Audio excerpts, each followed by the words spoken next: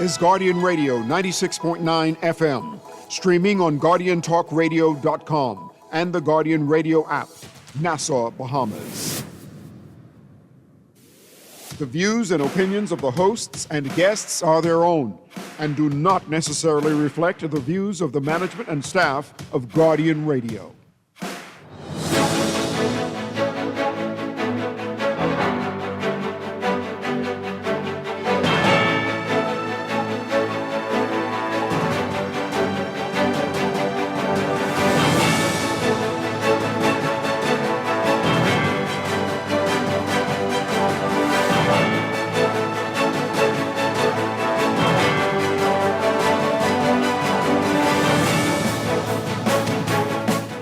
Good morning. Prime Minister Davis says he's ready to deal with doctors, says he has and he does support doctors. Meanwhile, the government expects to resume negotiations on doctors' contracts as more of them are expressing shock and disappointment with recent comments from politicians. It's all straight ahead this morning. I'm Dwight Strachan, and this is Morning Blend. Wake up, it's a new day. Wake up, it's a new day. It's the start of a new way. Don't you know that it's the start of the end of the old way. Wake up, it's a new day. Wake up. Good morning again, Bahamas. It is Wednesday, January 22nd, 2025. This is Morning Blend on Guardian Radio 96.9. Again, I'm Dwight Strachan. In a moment, Chester Robards will be joining us. Also this morning in Morning Blend Business, we are talking with the Department of Inland Revenue about their new programs. We'll find out all about that. And what do you need to know this morning? That's all ahead. But first, it's time for the overnight, the latest breaking news from while we were sleeping, and the top national and international headlines this morning.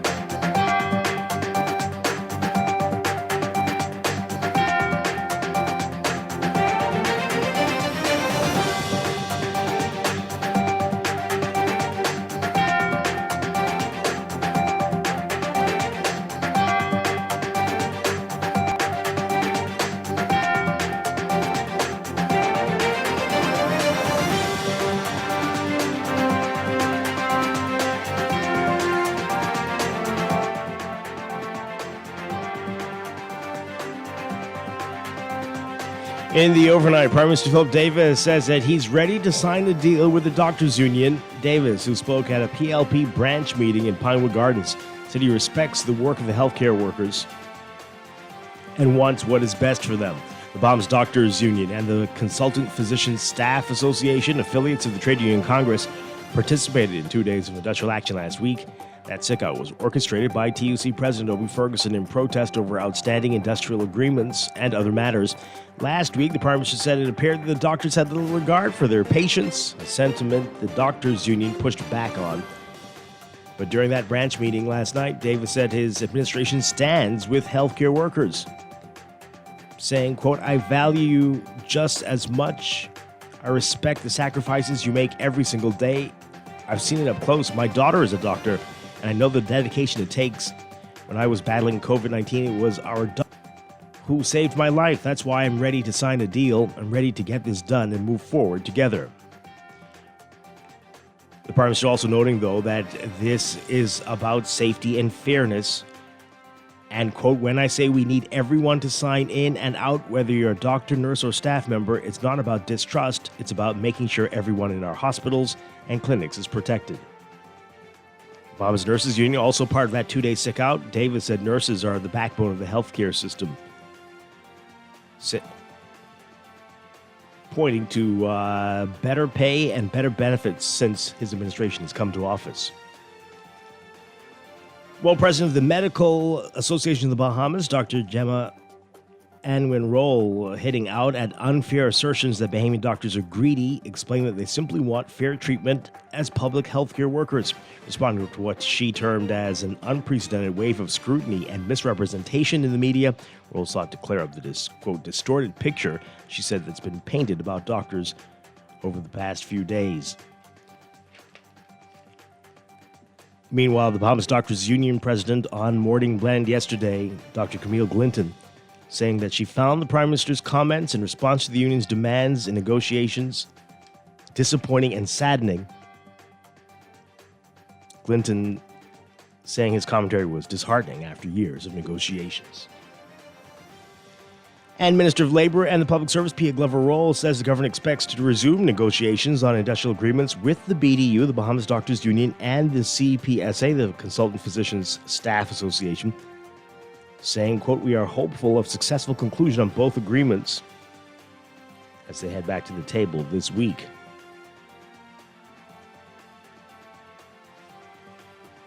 In other news, Prime Minister Philip Davis's dismissal of the IMF's predicted slowdown in economic growth is, quote, unbelievable and contradicts previous government projections. That's according to F&M leader Michael Pintard. Pintard pointed to economic projections outlined in the 2024-2025 budget and said they are close to the IMF's estimates. Pintard noted that last year, Central Bank Governor John Roll noted slower growth in 2024 and predicted a more subdued 2025.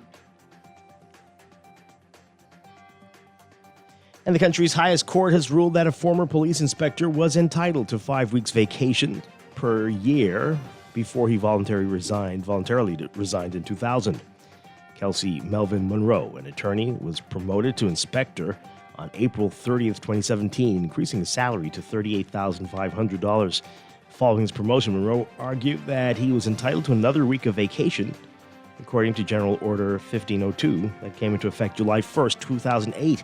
According to the General Order, officers earning more than $30,450 per year had a right to 5 weeks vacation. Monroe's claim was rejected as the force argued that it was a policy that officers of the rank of assistant superintendent and higher were due 5 weeks of vacation. The Supreme Court ruled against Monroe in 2023. However, the country's local apex court of appeal, ruling in his favor and ordered that he be paid 3 weeks of vacation in damages. According to Monroe, the court's decision could have far-reaching repercussions. And one of the defendants in the bribery and fraud trial of Adrian Gibson and 4 others submitted a 6th slip yesterday, prompting another delay in the case. The defendant, Peaches Farquharson, was given 4 days off, according to a lawyer. Farquharson reportedly fell ill as she headed to court on Monday and decided to seek medical care. She's on trial alongside Gibson, the former executive chairman of Water and Sewage Corporation, Elwood Donaldson Jr., Joanne Knowles, and Jerome Missick. The charges stem from contracts, the awards of contracts by the corporation while Gibson served as its executive chairman. The trial's been going on since November 2023.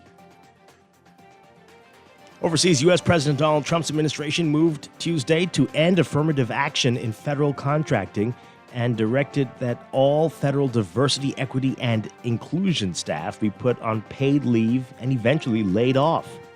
The move follows an executive order Trump signed on his first day, ordering a sweeping dismantling of the federal government's diversity and inclusion programs that could touch on everything from anti-bias training to funding for minority farmers and homeowners. Trump has called the programs discrimination and insisted on restoring strictly merit-based hiring. The executive order on affirmative action revokes an order issued by President Lyndon Johnson and curtails DEI programs by federal contractors and grant recipients. It's using one of the key tools utilized by the Biden administration to promote DEI programs across the private sector, pushing their use by federal contractors to now eradicate them. The Office of Personnel Management in a Tuesday memo directed agencies to place DEI office staffers on paid leave by 5 p.m. today, Wednesday, and take down all public DEI-focused web pages by the same deadline. Several federal departments had removed the web pages even before the memorandum. Meanwhile, attorneys from 22 states are suing to block Trump's move to end a century-old immigration practice known as birthright citizenship, guaranteeing that U.S.-born children are citizens regardless of their parents' status. Trump's roughly 700-word executive order issued late Monday amounts to fulfillment of something he's talked about during the presidential campaign. Whether it succeeds is far from certain amid what is likely to be a lengthy legal battle over the president's immigration policies and a constitutional right to citizenship. The Democratic attorneys general and immigrant rights advocates say the question of birthright citizenship is settled law, and that while presidents have broad authority, they are not kings.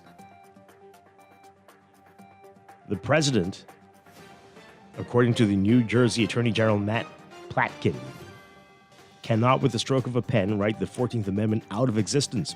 The White House says it's ready to face the states in court and call the lawsuits nothing more than an extension of the left's resistance.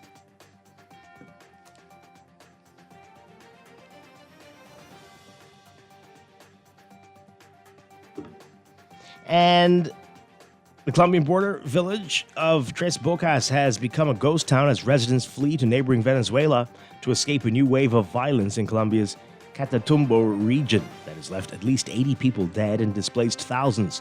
According to the United Nations, more than 18,000 people have fled the northeastern region as fighting between the National Liberation Army and a rival group known as the Farm EMC intensifies. Of those who had fled, about 1,000 have sought shelter in Venezuela.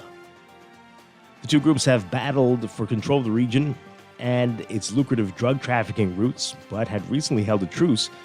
Violence, though, has escalated beginning last week when members of the ELN, the National Liberation Army, attacked civilians, accusing them of collaborating with Farm EMC, with ELN rebels reportedly dragging people out of their homes and shooting them at close range.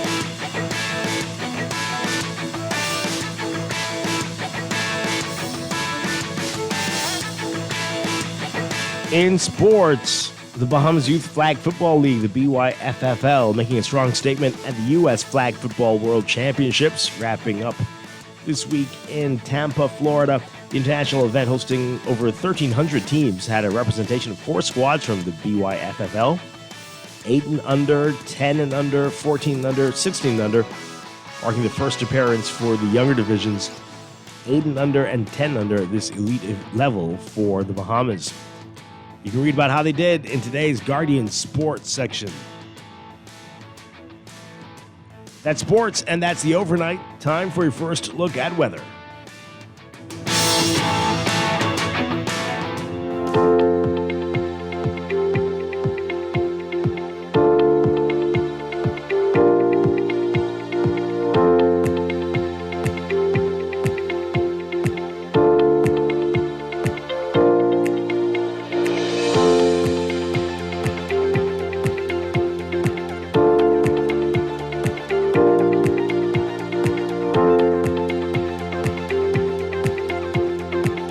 First look at weather for today.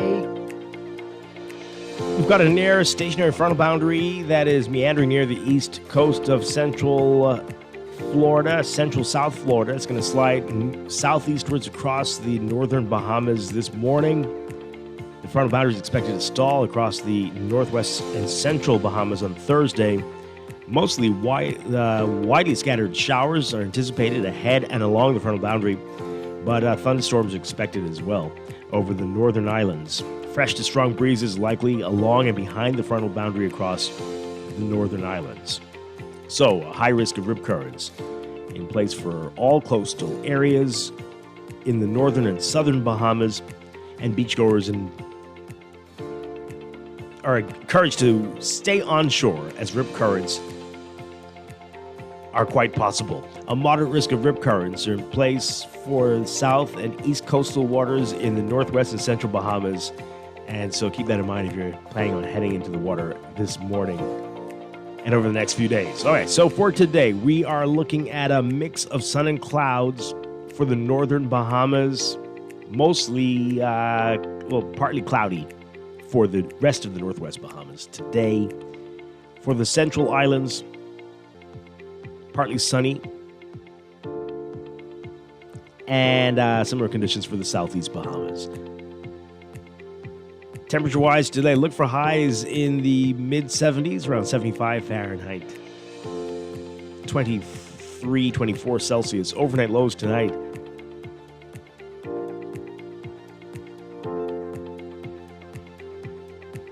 getting down to about 70 Fahrenheit, 21 Celsius. That's your first look at weather this morning. We'll have your extended outlook coming up in just a bit.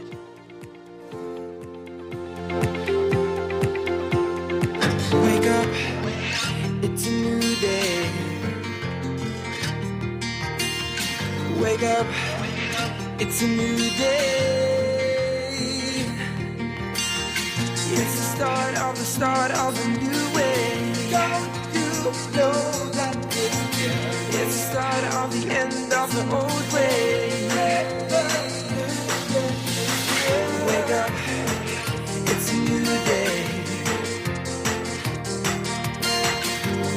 You're listening to Morning Blend. When we come back, we're discussing the day's top stories right here on your home for fresh news, smart talk all day. Guardian Radio 96.9.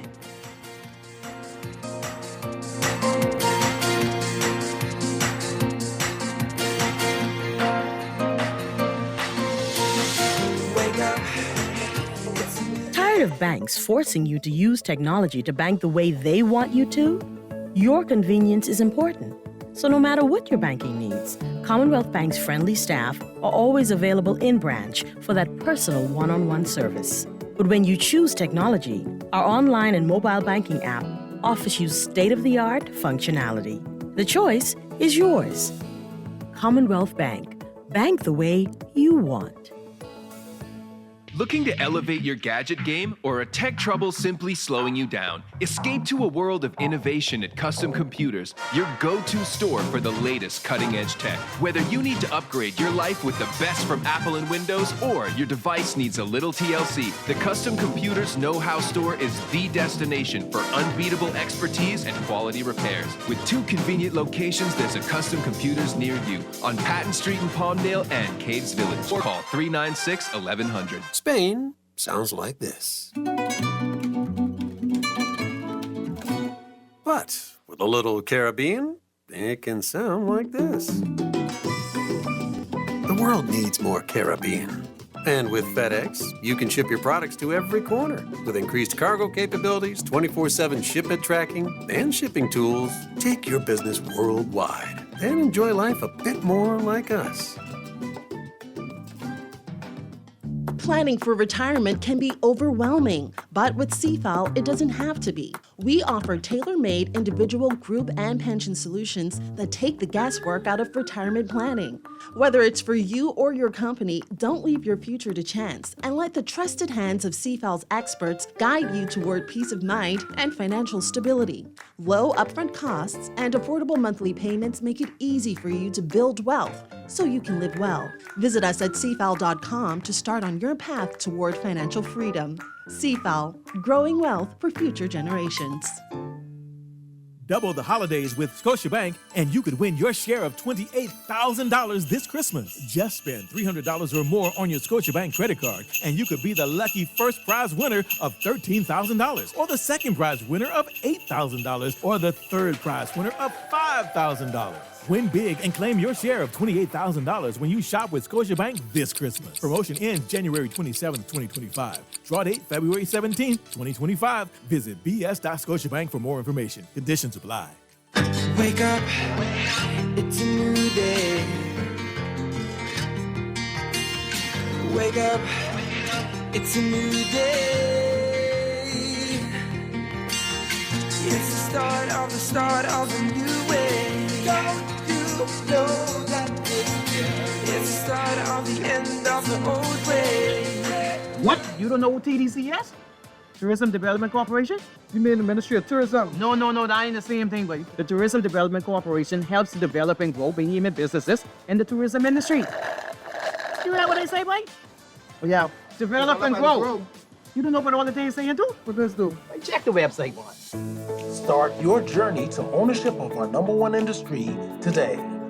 Log on to tdcbahamas.com. Wake up, it's a new day. Wake up, it's a new day. It's the start of a new way. Don't you know that it's the start of the end of the old way. Wake up, it's a new day. Wake up, it's a new day.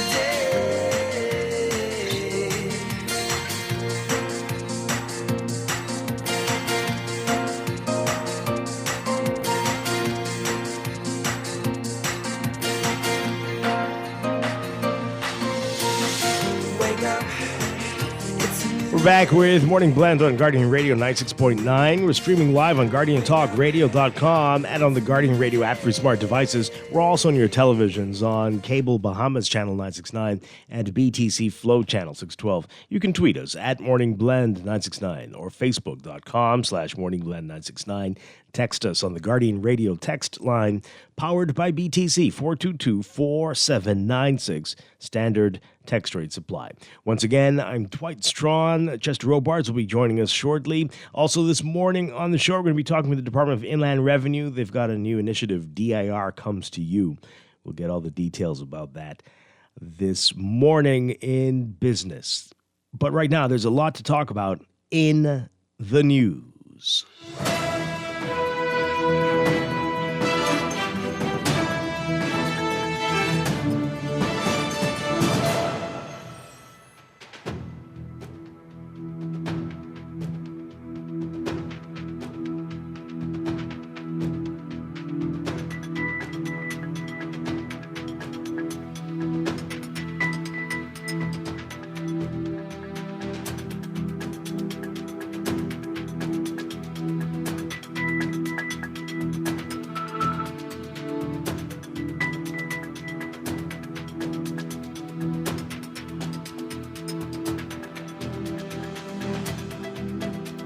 And in the news, the situation with doctors in the country heating up. If you were listening yesterday, you heard the Bahamas Doctors Union on the show, disturbing their issues, their concerns, and how long they've been trying to have the rest working without an industrial agreement since 2017.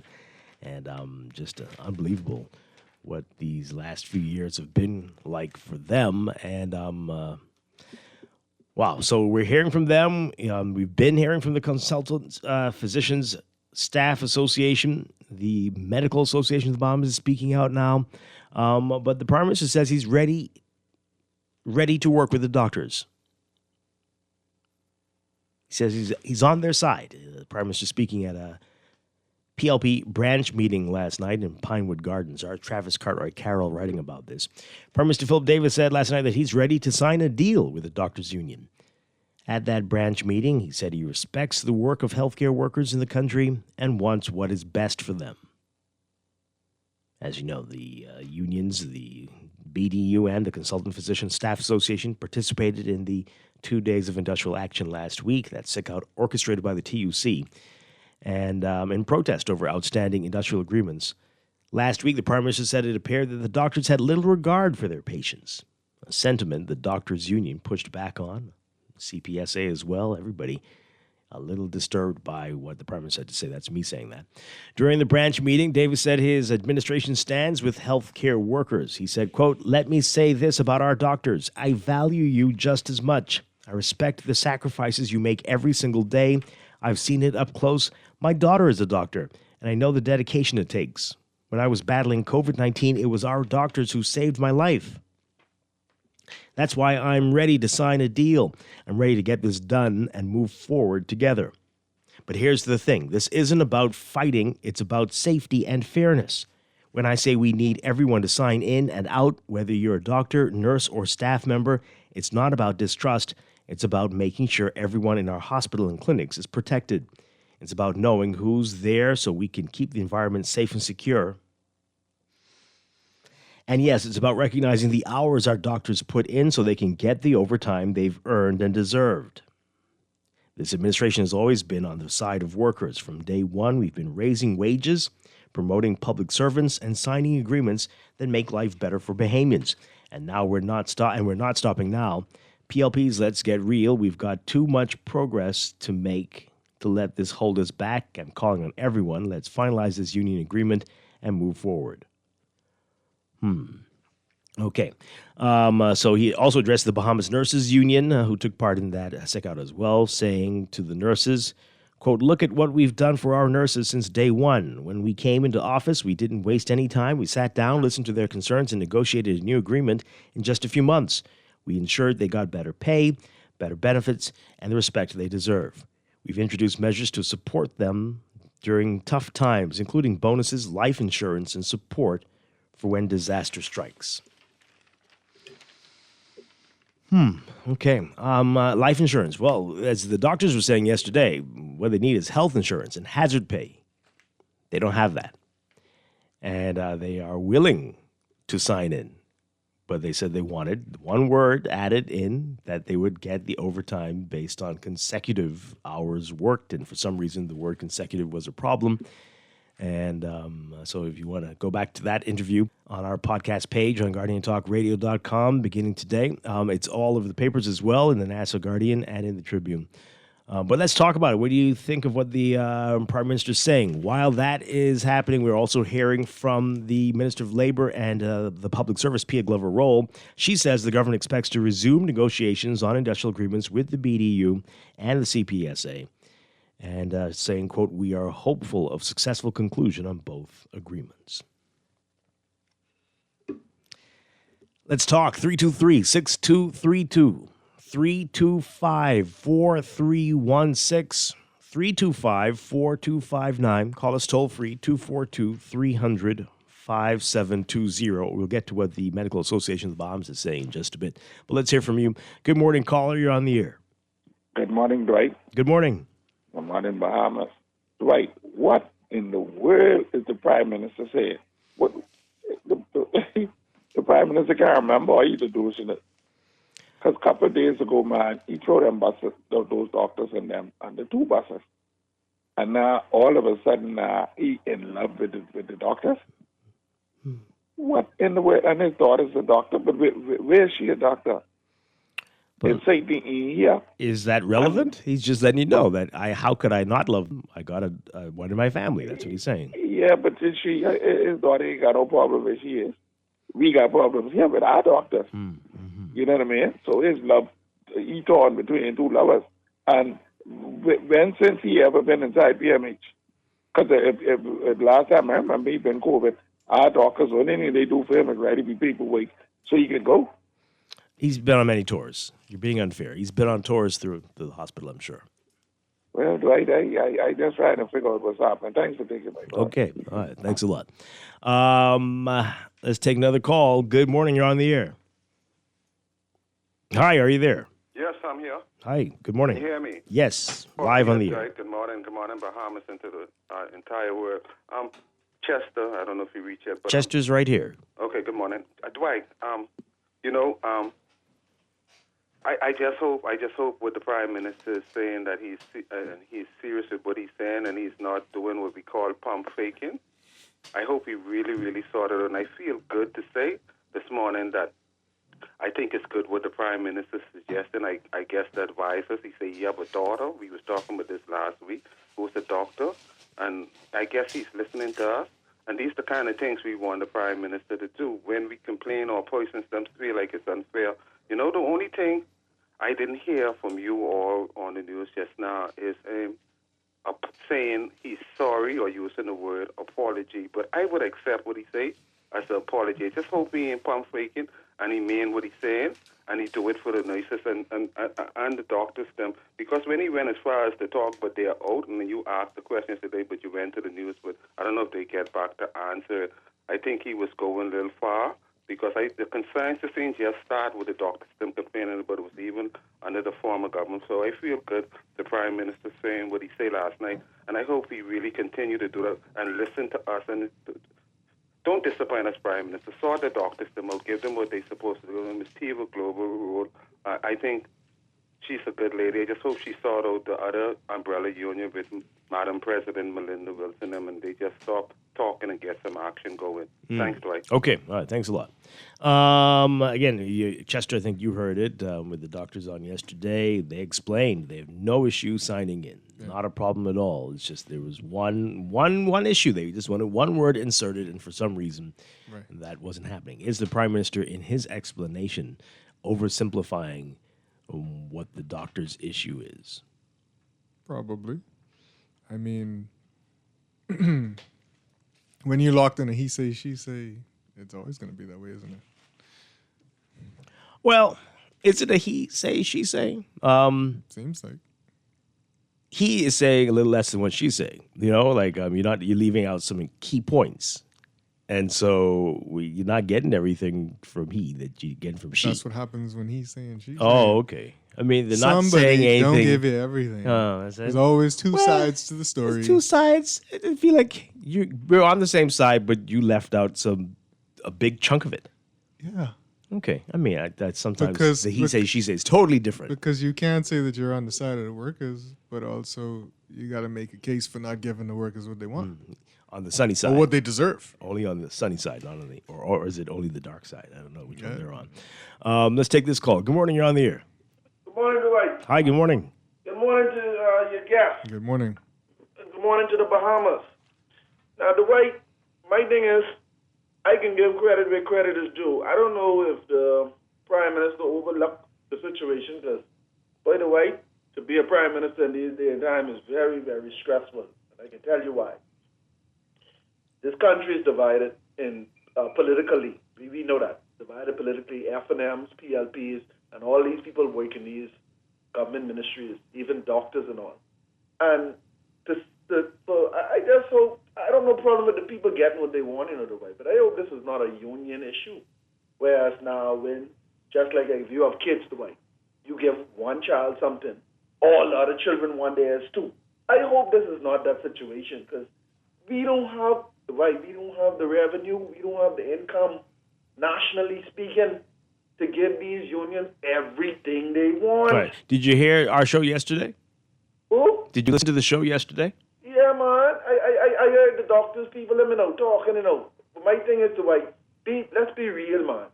You can have some people as a prime minister, don't care what you do, they ain't ever satisfied, and you can never satisfy them because they want their party in. Okay. There are some people like that, but okay. All right, but you're bringing this up, right? They are talking about they've worked and they're not getting overtime. They are not getting the benefits that were promised to them, and they don't have insurance or hazard pay. So it's nothing to do with party. I mean, maybe for one or two they are, but that is not what this is. These are people you. I'm sure you work and you want what you worked for. No. Yeah. No. The way, like I say, I have no problem acknowledging that. I just hope the way. I hope we ain't just looking at it from one view. I hope they ain't hidden motive. Okay. Well, I hope an asteroid doesn't hit the studio, but I mean that's not relevant to the conversation. I just don't know what. I commend the fact that he wants to sit down with them and resolve this issue. But I just hope when this doctors union finish, I hope it ain't another union, and then another union, then another union, and where we have the money as a country to pay all these unions and settle all these agreements and all these negotiations with them. Just because they crying out? Well, some of us have some ideas where we could find the money. All you do is offload some stuff and sell some Christmas gifts. And some people, we could probably get it together. 323-6232. What are you looking up in the sky like that for, Chester Robards? Well, don't worry about it. The people get it. The people get it. 325-4316. Now you get it. 325-4259. Call us toll free, 242-300-5720. Tweet us, Facebook us, text us, 422-4796. Caller, good morning, you're on the air. Hey, good morning, Dwight, and good morning, Chester. Hi, good morning. Well, as for me, Dwight, I see why we getting excited over what somebody said. Oh, who got excited? Who got excited? No, but I hear an excitement, but yeah?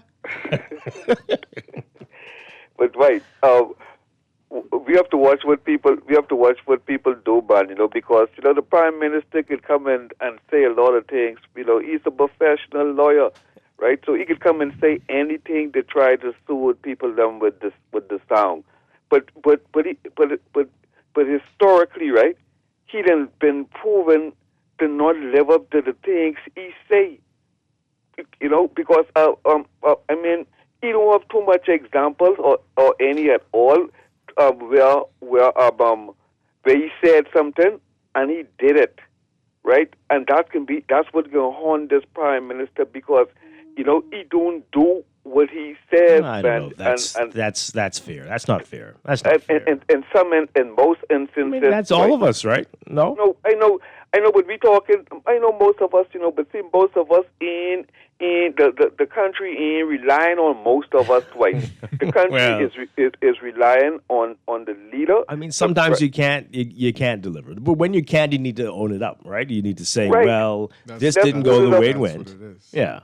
Let's own it up. But please, man, pay the people them their money because at the end of the day, if we could pay $4 million for one spot to rent or building the rent, then we could find monies, right? If we're creative, we could find monies for our people because why don't we just stop the policy of renting and build more buildings that we could own and see if we can find the money to pay these people. Have a nice day. Okay.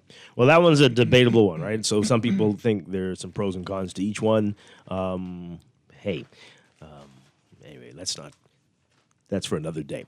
So let's get to this, and then we can continue to get your calls and messages. So the Medical Association of the Bahamas is responding to all of this that's been going on. Our Tanika Thompson writing about this. President of the MAB, Dr. Gemma Roll, saying yesterday, hitting out at the unfair assertions that Bahamian doctors are greedy. Did anybody say that? I don't recall anybody saying that. I don't know if anybody. But anyway, I mean, official said it. I guess the political types might be trying to say they're being greedy. Oh, maybe what's his face said it. Who? Morning voice note. Oh, you think so? I mean, maybe there were so many horrible I'm things not said. Sure. I mean, because I feel like it was said at some level that people kept using it or suggesting that. Or maybe they're just saying the unions in general. Perhaps. Maybe. Okay, but I don't know if anyone said that specifically about the doctors. But anyway, she's explaining that they simply want fair treatment as public healthcare workers. Responding to what she termed as an unprecedented wave of scrutiny and misrepresentation in the media, Rose sought to clear up the distorted picture she said has been painted about doctors over the past few days. Right? So she says, quote, the current challenges we face as a medical community are not simple, nor do they stem from greed or indifference. They're deeply rooted in complex issues that have been decades in the making, involving industrial agreements and the need for fair treatment as public servants. To label our physicians as greedy is not only unfair, it undermines the very essence of what it means to be a doctor.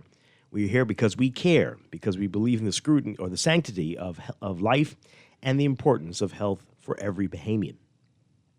Roll says, as union members, doctors have a right to escalate matters and advocate for fair working conditions.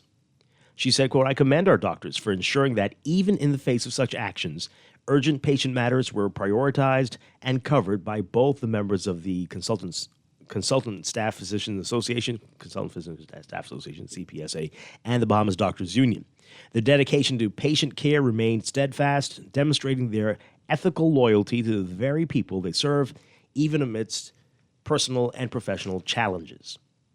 She urged the public to stand with doctors and to see the humanity behind their lab coats. While she did not mention him by name, Roll appeared to be responding to comments made by Prime Minister Philip Davis in the wake of the strike. Davis singled out doctors, saying that by taking part in the action, it seemed that they had little regard for their patients. He also called on doctors to be accountable in negotiations about overtime pay. So, yeah, and then we've already told you what he said last night. So, Jamarul. yeah. It's my good drummer.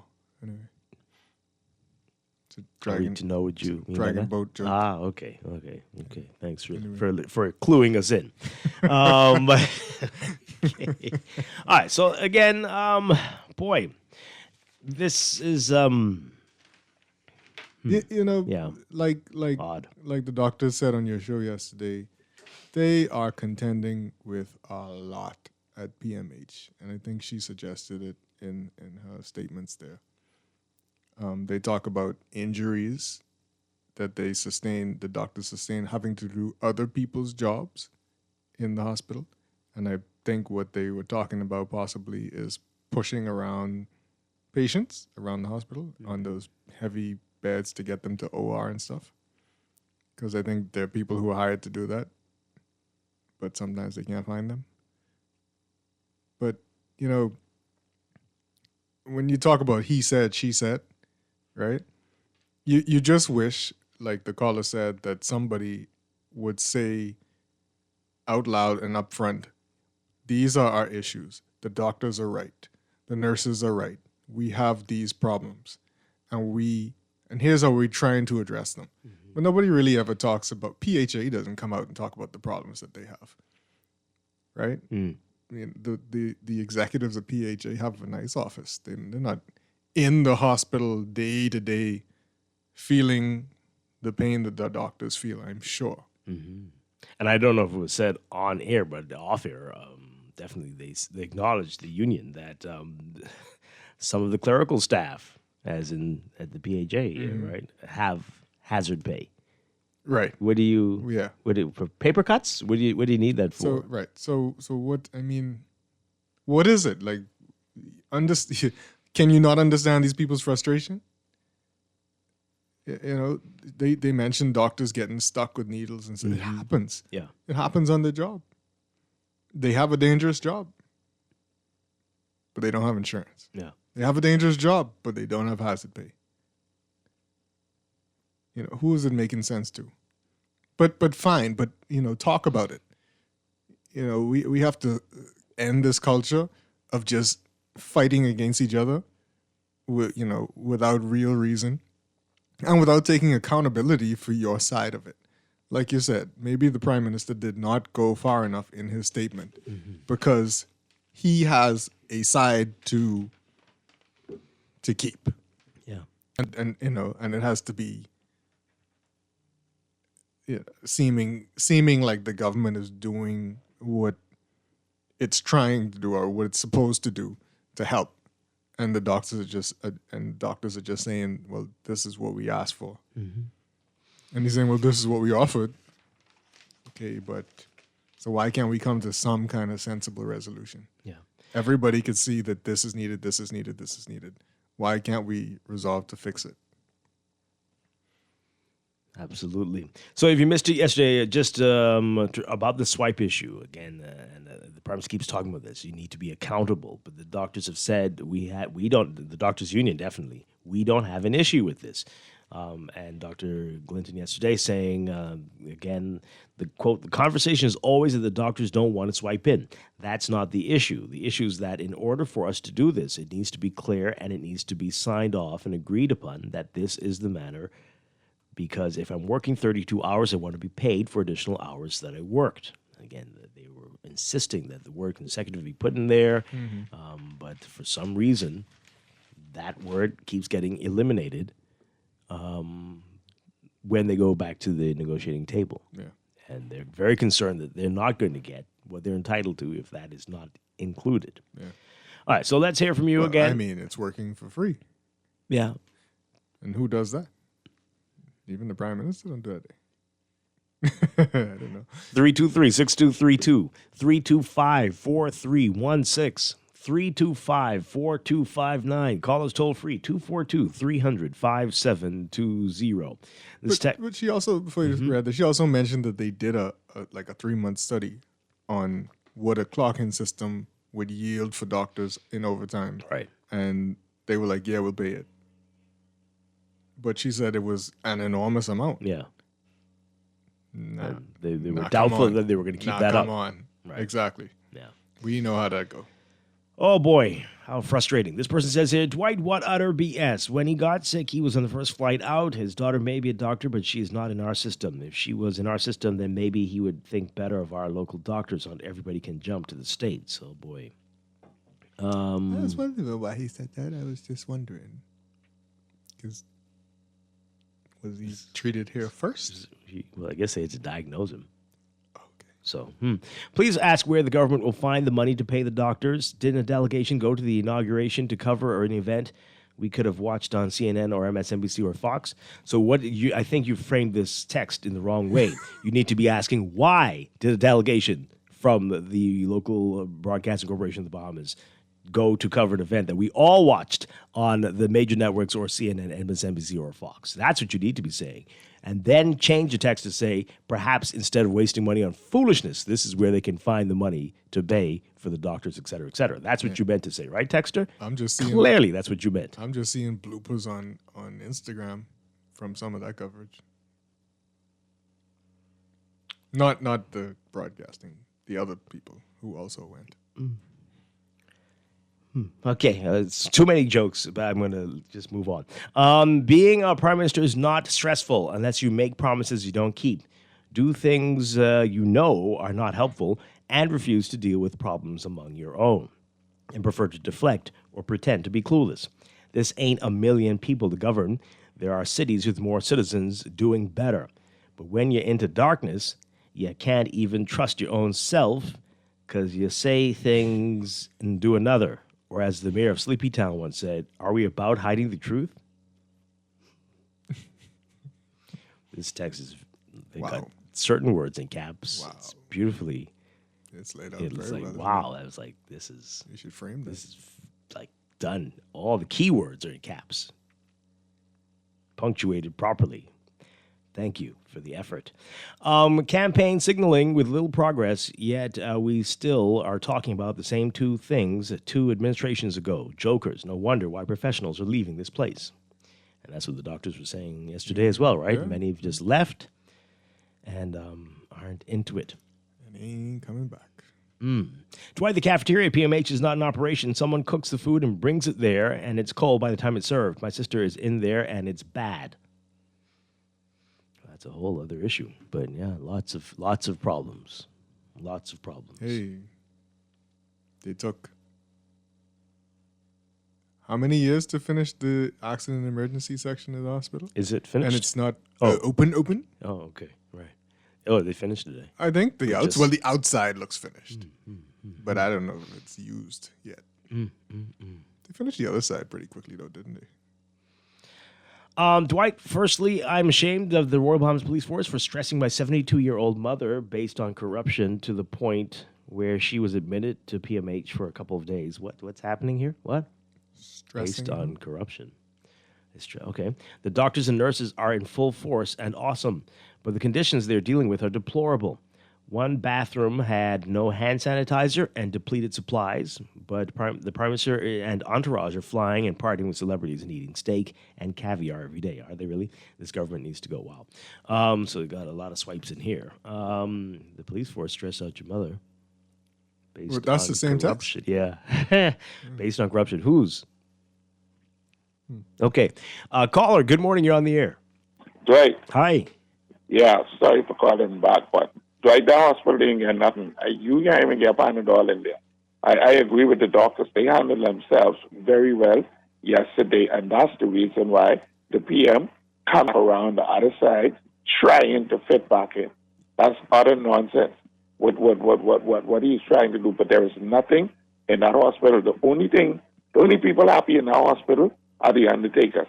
And we see them too much. Oh, dear Lord. Too much. Every day they rolling in and rolling out. And let me tell the nation something. Be careful what you ask for because you just might get it. I am an ex-union man. And when you start to talk about swiping in and stuff like that, if those doctors was to swipe in, they wouldn't have enough money to pay the staff. Trust me, yeah? Trust me. They wouldn't have enough money to pay the regular.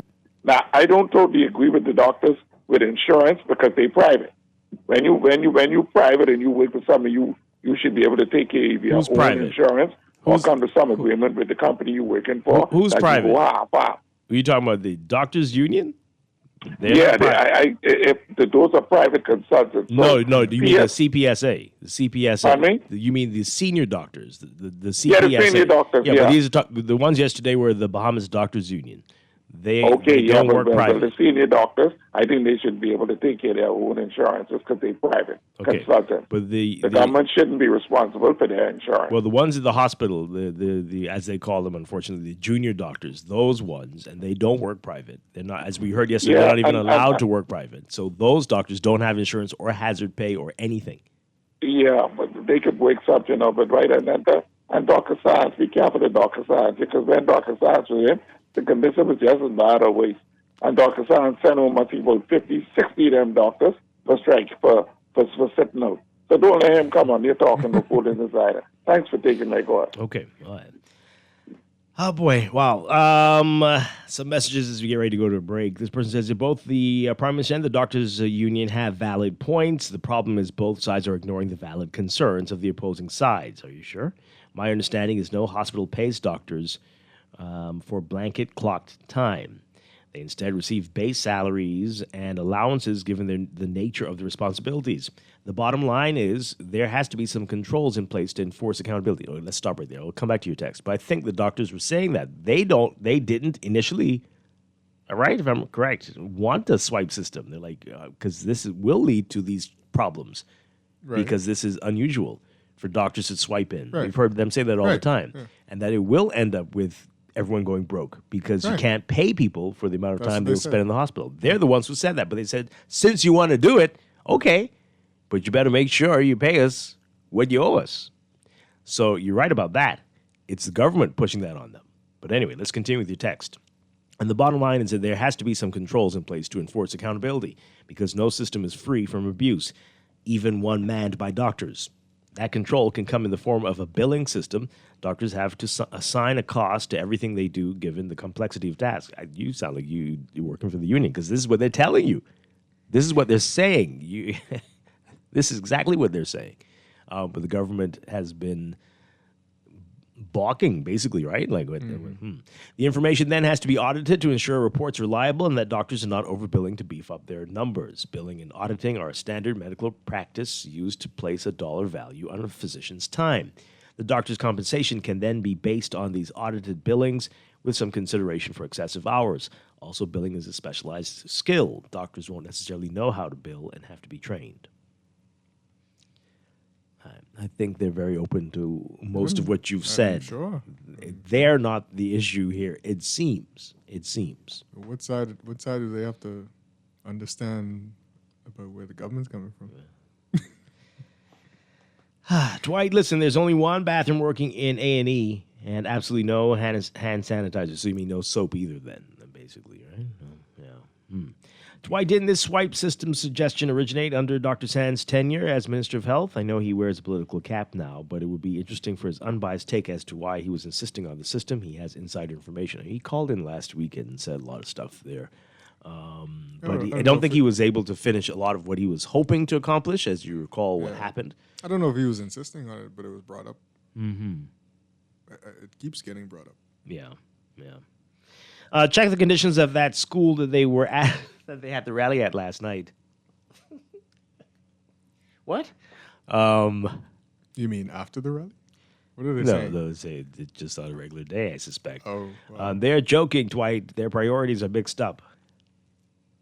Yeah, but what government is taking care of schools around here? Make me roll. Right, I don't even know what to say now after that. Wow. I mean, okay. Dwight, the texter is correct. The Prime Minister's job ain't hard, bro. Making decisions with all type of consultants is hard. Don't support that narrative. And why y'all ain't posting all the shows? What are you talking about? Where aren't you seeing all the shows? Are you checking our website, GuardianTalkRadio.com, or even on Spotify and YouTube? The show's posted the next day. Oh, y'all fancy, huh? Been that way. That time. So what do you mean? Yeah, you're talking about something else. What do you mean? Find the show. Yeah, go on GuardianTalkRadio.com. Click on the podcast link, and you'll see the whole list of the shows there, even shows that aren't on the air anymore. You can still go back and listen to them. And treasure everything's trove. there. Can't sleep at night? Go GuardianTalkRadio.com. Put you to sleep? No, what? No. Whoa, No. What? okay, What? jeez. How dare you? What are you talking I about? mean, if you're up with lots of energy, Right, okay. you could go back. Oh, Chester Robards. Oh, boy. 323-6232. 325-4316. 325-4259. Call us toll free. 242-300-5720. Tweet us, Facebook us, text us. 422-4796. All right, so I'm going to let Chester decide. So apparently it wasn't all about the doctors last night at this rally. The other paper decided to go with that side of what the Prime Minister talked about. Do you think we should go there? If we should talk I don't about have it? the energy. But maybe we should. Yeah? Mm-hmm. You want to read it? The story? Yeah, read the story. Okay. So this is in the Tribune. in the This is Tribune. more of what the Prime Minister said at this Pinewood rally, the PLP branch rally last night. He says of the FNM, the FNM is a party of elites. He says the opposition is divided with election on country's horizon. Everybody's saying the other is divided, huh? Anyway, Prime Minister Philip Davis, Brave Davis, taunted the Free National Movement during a Progressive Liberal Party meeting last night, highlighting Dr. Hubert Minnis's continued outsider status in the party he once led. Dr. Minnis told reporters this week that his party's leader have not tapped him on the shoulder, a cheeky reference to Michael Pintard's comment that people who have participated in the party's mandatory training session have been... when are we getting to the elite part? Where's that? the headline is like, come here, come read me, and then it's like, Hubert Minnis. Do you hear reading this? That's why I didn't. While addressing PLP supporters in Pinewood last night, Mr. Davis painted the FNM as fractured and ineffective. Okay, fractured. Where is it? I don't want to read this anymore. Is it a party of elites? But when does the story get to that? And let's see what the definition. What's the true definition? Is that a terrible thing? Elite. Elite. Mm-hmm. A member of parliament for a constituency in Western New Providence. Elite. Singular or plural in construction. The choice part. The cream. Singular or plural in construction. The best of a class. Oh, dear. The socially superior part of society. Oh, my God.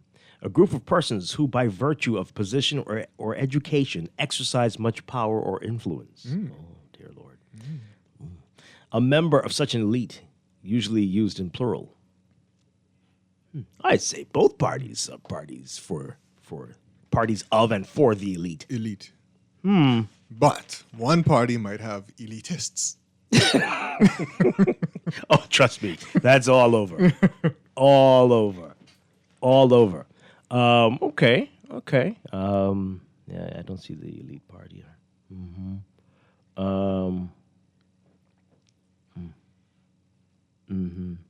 Yeah, no, there's not much about that because then you'd be alienating a lot of your potential voters, right? Probably. If you get in on them, the elites around here think they better than us. They ain't better than nobody.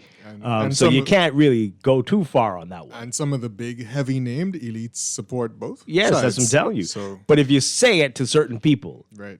then they get all worked up. Yeah.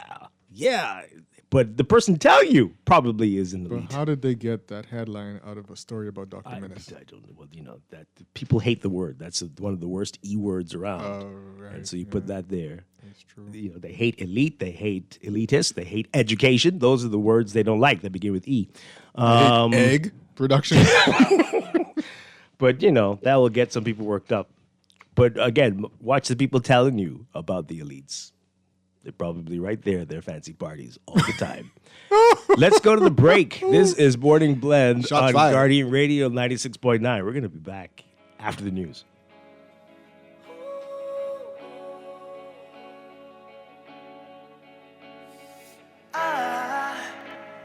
I just woke up from a dream where you and I had to say goodbye.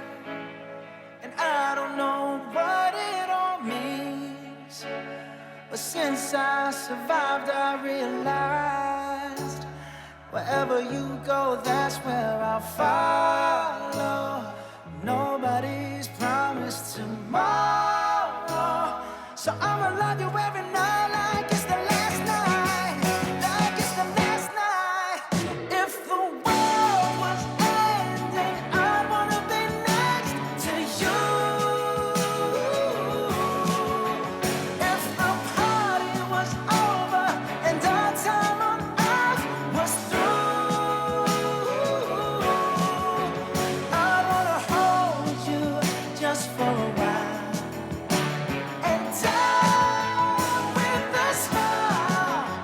If the world was ending, I'd wanna be next to you.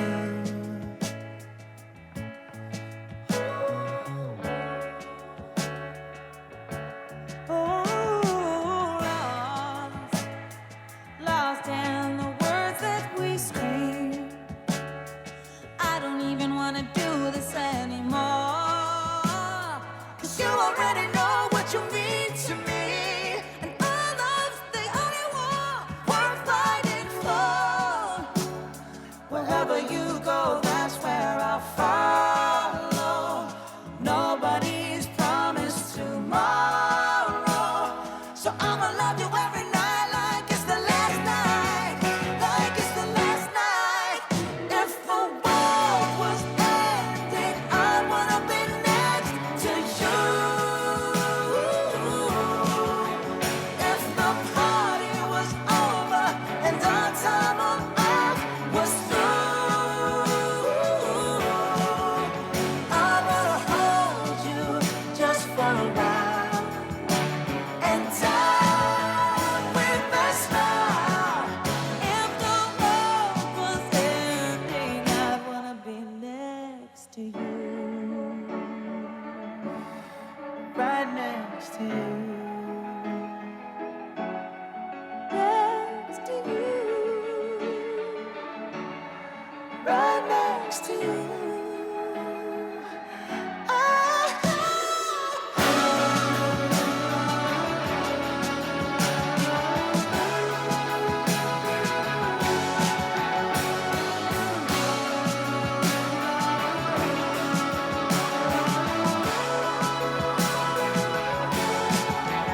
If the world was ending, I'd wanna be next to you.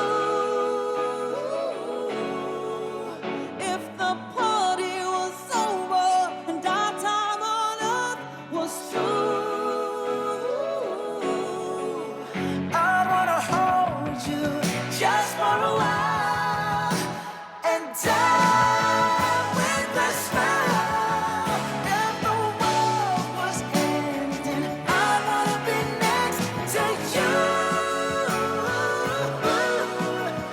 If the world was ending, I'd wanna be next to you. This is Guardian Radio 96.9 FM. Fresh news, smart talk, all day. Is the Sure-winning art store moment from Shelley and Dee Dee.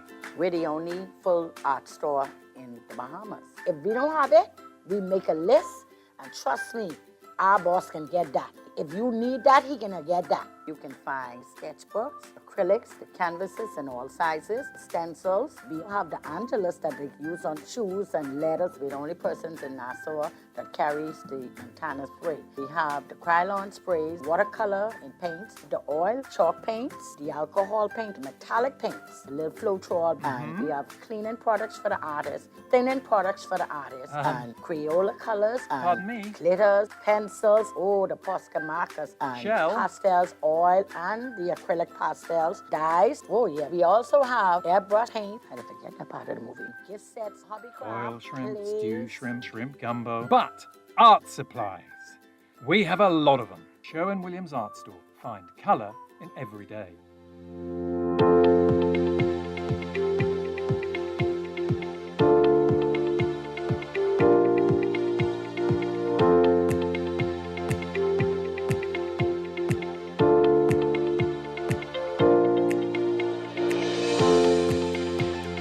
It's time for another check of your weather for today, brought to you by Sherwin-Williams Paints. Here's what's going on. We've got an air stationary frontal boundary near central South Florida that's sliding southwards across the northern Bahamas. The frontal boundary is expected to stall across the northwest and central islands by Thursday. Mostly widely scattered showers anticipated ahead and along the frontal boundary, but thunderstorms also possible, and fresh to strong breezes likely behind the front, mainly across the northern Bahamas. So we've got a high risk of rip currents across all coastal areas in the northern and southern Bahamas. Beachgoers are encouraged to remain onshore as dangerous rip currents are likely. A moderate risk of rip currents in place for the south and east coast waters in the northwest and central Bahamas. For today, we're looking at a mix of sun and clouds for the northern islands, including Grand Bahama. Partly sunny today, mostly high clouds for the northwest and central Bahamas, and sunny with a few clouds for the southeastern islands. Temperatures today, it could be touching 80 in some parts of the country, 80, 81 Fahrenheit, 28 Celsius. Overnight lows now getting down about 70 Fahrenheit, 21 Celsius. In your extended outlook, look for partly cloudy conditions in the northwest and northern islands, and a mix of sun and clouds across the central islands and the southeastern Bahamas. By Friday, partly cloudy to cloudy, and partly cloudy to cloudy for the Saturday, and a mix of sun and clouds as we get to Sunday. That's your morning blend weather check, brought to you by Sherwin-Williams Paints. Sherwin-Williams Paints has got you covered for all your painting and equipment needs. Visit Sherwin-Williams Paints online or in-store today.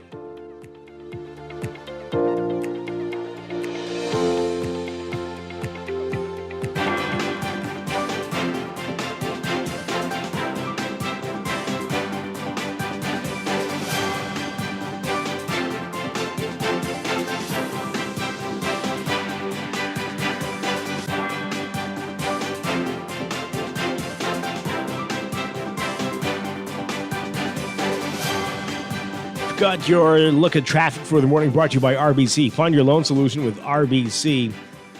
A reminder of the work on Cowpen Road. It's not quite finished yet, the paving there between Blue Hill and Vinceman Road. So they're preparing the road for paving, and it's not a comfortable ride. So you might want to avoid the area if you can until that's done. In your real-time traffic, we've got a lot of issues, number of hot spots to tell you about. Let's work our way from west to east. If you're on Carmichael, you're going to be seeing slow-moving westbound traffic towards Coral Harbor Road, and a bit of congestion near Milo Butler Highway and Faith Avenue, and some real slow-moving heavy traffic eastbound to Blue Hill Road. Blue Hill Road is going to be busy for you from St. Vincent all the way up to Independence Drive. If you're heading northbound, Independence Drive, not a pretty picture westbound at this hour. You might want to avoid that area if you're in a rush. And the intersection Soldier and East Street, heavy traffic there. So back to Mile Butler Highway, heavy traffic from well south of the Fire Trail roundabout all the way up to Tawny Williams-Darling Highway. And that's a very heavy northbound traffic. Your alternate route of Gladstone Road looking a bit better for you at this time, but still slow-moving traffic there. Some congestion on the JFK side of the six-legged roundabout, that's eastbound.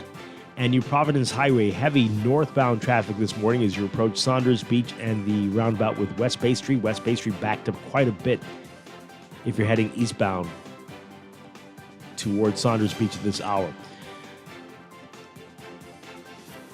And then we've got Prince Charles Drive. Prince Charles Drive, major issues at some of the big intersections like Beatrice Avenue and westbound to Soldier Road, Robinson Road. That area looking very congested for you. Soldier from south of the Prince Charles intersection straight up to Bernard Road, Wolf and Village Roads, heavy northbound traffic for you. And Eastern Road, slow-moving traffic from San Souci to Johnson Road, westbound at this hour. Good luck to you. You're going to need it. That's your real-time traffic and your morning blend traffic alert brought to you by RBC. Start a conversation at rbc.com/loan/all of you.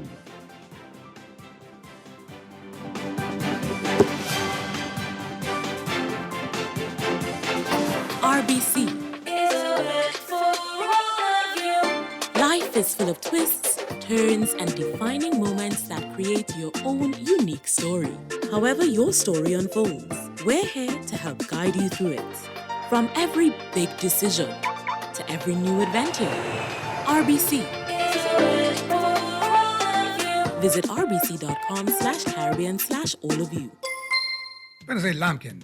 Besides carrying all the roofing material needed to cover East End, Enterprises also has all the equipment needed to put it together and to protect your workers. At Enterprises, we got hand tools, power and manual, including hacksaws, hammers, mauls, wrecking bars, well, hopefully they won't need them yet, drill bits, tapes, plumb bobs, levels, and more. We got cement, concrete bond and fiber, lime, sand, and P-rock. We got dust masks, safety glasses, gloves, hard hats, and high visibility vests. Lampkin, what we got here at Enterprises is a one-stop shop for builders.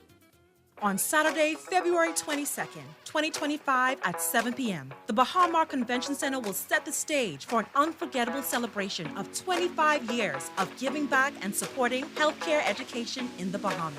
Experience a night of excitement with exquisite fine dining, captivating live entertainment, and an inspiring atmosphere as we come together to celebrate and shape a brighter, healthier future. Tickets are available now. Reserve your spot today by emailing dhfoundation@doctorshosp.com or calling 242-302-4640. Sponsorship opportunities are also available to show your support for this important cause. The Doctors Hospital Maya Rassin Foundation, 25 years of transforming healthcare and building a legacy. Don't miss this special celebration. Maybe it's time to explore your options. There's no harm in reviewing your mortgage arrangement and considering a better deal. CIBC Caribbean can help you narrow your search and decide. Switch your mortgage to CIBC Caribbean and enjoy a special interest rate and help towards your switching cost. Visit CIBCFCIB.com/inspired home for more information. Conditions apply.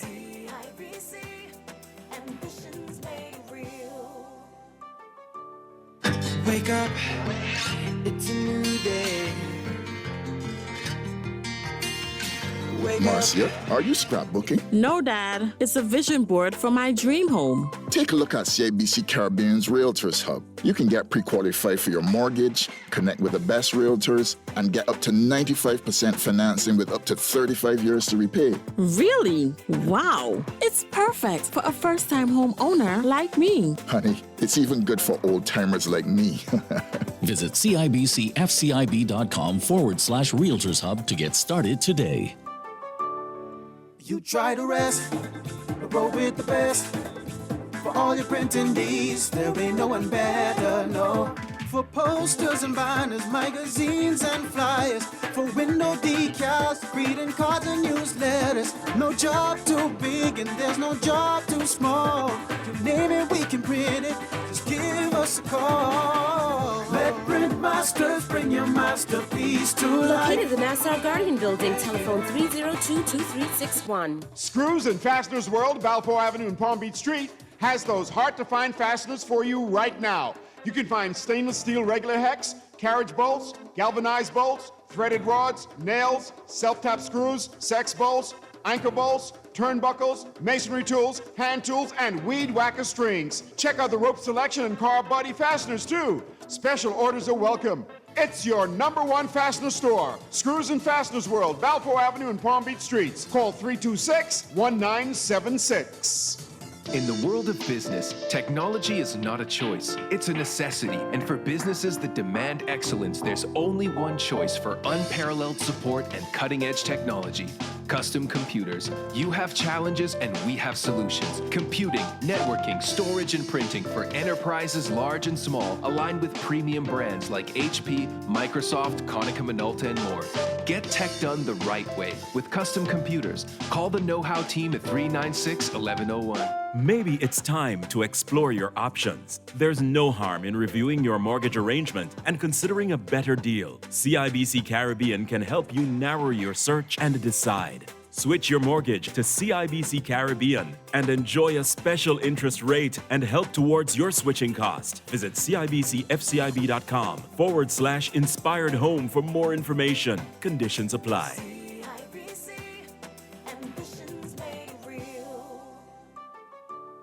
This is Guardian Radio 96.9 FM. Streaming on GuardianTalkRadio.com and the Guardian Radio app. Nassau, Bahamas. I want you to stay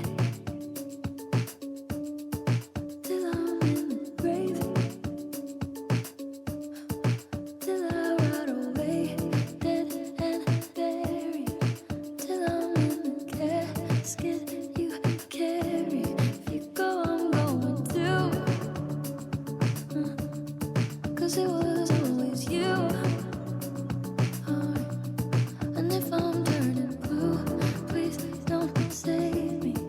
Nothing left to lose without my baby. Birds of a feather, we should stick together. I know I said We're back with Morning Blend on Guardian Radio 96.9. Dwight Strachan along with Chester Robards on this Wednesday morning. My gosh, January is almost finished. How is it? January 22nd? What? Yeah, good. So I better not see them silly posts about January is the longest year in life. But it is. No, it's not. I mean, it's flying by. Yes. Years fly by now. But it's... That's not what they be saying. It's not what about they're saying? January. It's Saying the it's fastest, month longest of the year. It always is. It's not. But it's one more week. It's not. Wow. Exactly. It's not. So You're so grumpy. What's up with you? them silly posts come Okay. out. Well, it still feels... Thinking about writing it, don't do it. Things could slow down between now and the 29th. Maybe. Okay. The planets are aligned right now. I gotta look that up. Which ones? We were talking about this off air. Jupiter, Saturn. The last time it was Mars, Venus, and Jupiter. But it'll be cool to see it. Okay, we were talking about what the Prime Minister said at a rally last night in Pinewood Gardens, PLP branch rally, saying they're ready to deal with the doctors, says he supports doctors and they want to get a deal done. You're hearing the same thing from the Labor and Public Service Minister, saying they expect to meet with the doctors over this week, and everybody wants to see this matter resolved once for all. The Bahamas Doctors Union have not had an industrial agreement since 2017, before the pandemic. Can you believe it? Working without that's insane. It's almost been 10 years. It is 2025 now, and that is unacceptable. All right, so we're getting a reaction to it all. Unacceptable, but not hard to believe. Yeah. 323-6232. 325-4316. 325-4259. Call us toll free, 242-300-5720. Okay, we've got a lot of your text messages to get to before we move on to something else, and you can continue to call in. This person says here, porters get hazard pay and doctors don't. Leaders with no vision. Porters wear. Who push the carts? So Oh, no, at the the doctors hospital? have to push them now No, because they sometimes they can't find the porters. Oh, boy. These are what we used to call orderlies. And they're I not guess called so. anymore. I don't know. What is an orderly? I mean, is a porter something in a restaurant or What's hotel? what's a candy striper? Do we ever have that? I don't know. What do they do? I don't remember. Bring candies? No. Pills? No. But I mean, why would they do that? I don't know what they did. Maybe you're getting us distracted. Yes, sorry. This person says here, oh boy. I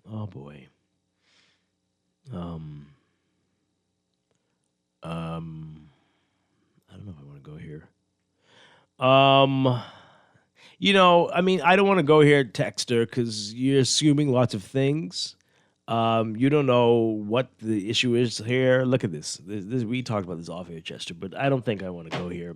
You don't know what the situation is. None of us do. And I mean, they might already be. Yeah, it might not be what you think. It might already. It is strange. It is strange. It's quite curious, but I don't. What do you think? Should I read that text? Yeah, it's in the paper. So what? Well, I mean, you could edit it a little bit. No, I can't.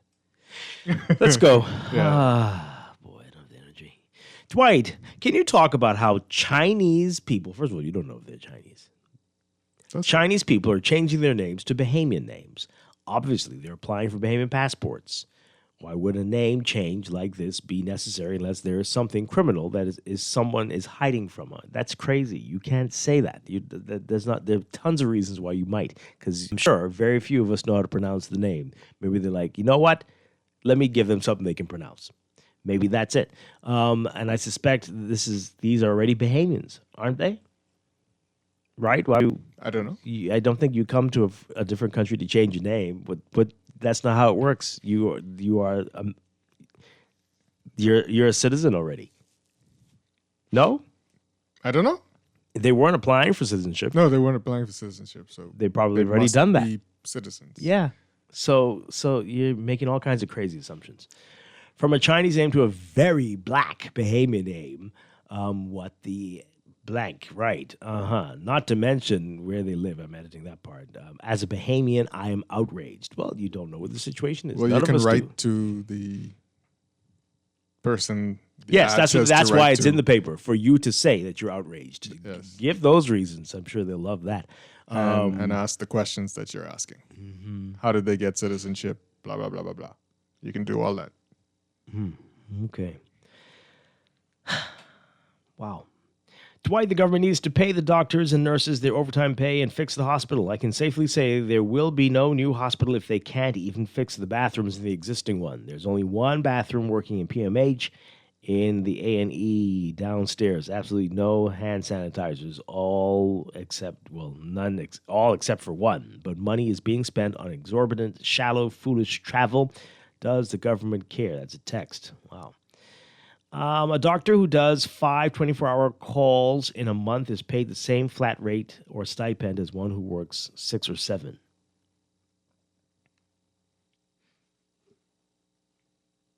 Okay. Okay, thank you. Okay. But what are they? What do you? Do you think that's fair? What's your point? That's good. That's bad. This is why they want to change things. What's your point? Thank you for the information, though. Good morning, caller. You're on the air. Hey, good morning, Dwight. Good morning, Pastor. Hi. Good morning. Good morning. You know, I'm thinking about the clocking system that the government or that the Prime Minister spoke of for the doctors. I agree, but I agree on one point. Because I've listened to someone last week that says doctors nowhere in this region, in Canada, U.S., all of those places, does not clock in. So if the Prime Minister is asking for our doctors to clock in, I know we don't have Prime Ministers in these same regions that clocks in either. So I would like it, if this is what he's insisting on, then I would like for him to clock in when he's doing the people's business and when he's doing the PLP business, clock out. You understand? Because if he's trying to be nitpicking with the doctors who saves our lives on a daily basis, then he don't appreciate them no matter how much he say it, because actions speak louder than words. If he appreciates them, show that you appreciate them. Sit and have a discussion that ends with action, not a discussion that ends with words time and time again. Frustration will build. And then give us a detail as to who he's taking, what are they participating in, and what's the purpose of them taking this trip. If not needed, leave them home. Okay. Since this is where he want to go. Okay, interesting. Thank you very much. Appreciate it. Let's take another call. Good morning, caller. You are on the air live. Pardon me. Good day, this is Strachan, voice along with you in Chester, Dwight. Hi, good morning. Dwight, couple of things. It's good to expect the impossible possibility.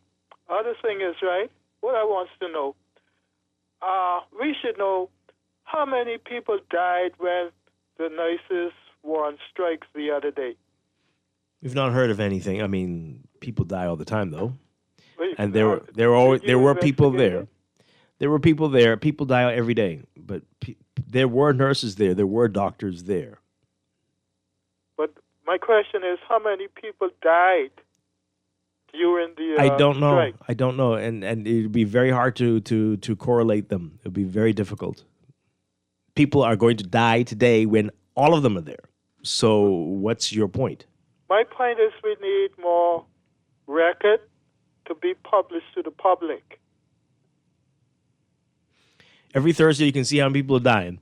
Most of them right at these hospitals here. So it's a lot. But okay. Dwight, the reason people change their names is to hide the past or because they're tainted by crime or to disguise their race or gender. Some people, sure, and some people don't like their names. Plenty of people don't like names. That's all. So it could be all manner of reasons. But y'all need to... My name's not actually Chester. What are you hiding from? What did you do? Hiding from my daddy.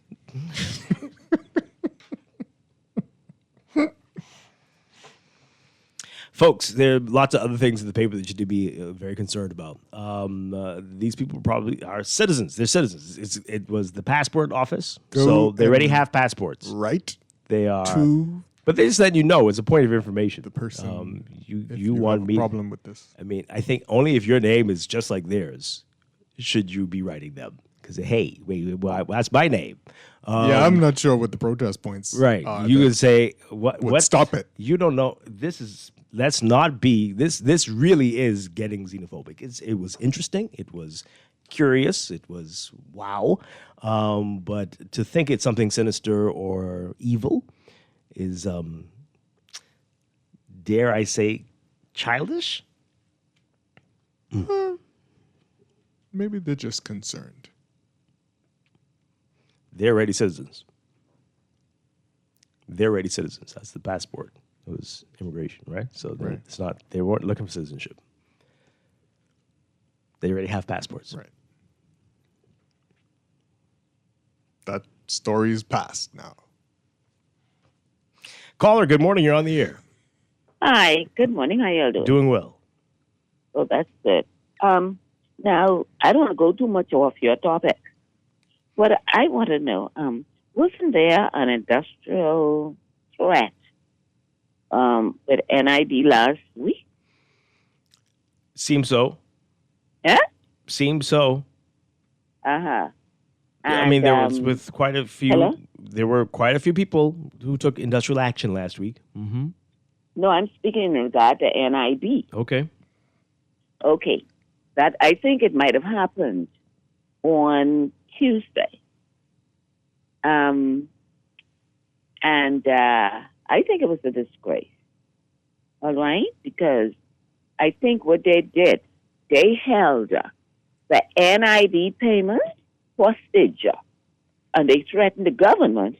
And so that's why they got what they got. Because they were, on Thursdays, it is normally released for pensioners who have to get pension from NIB, right?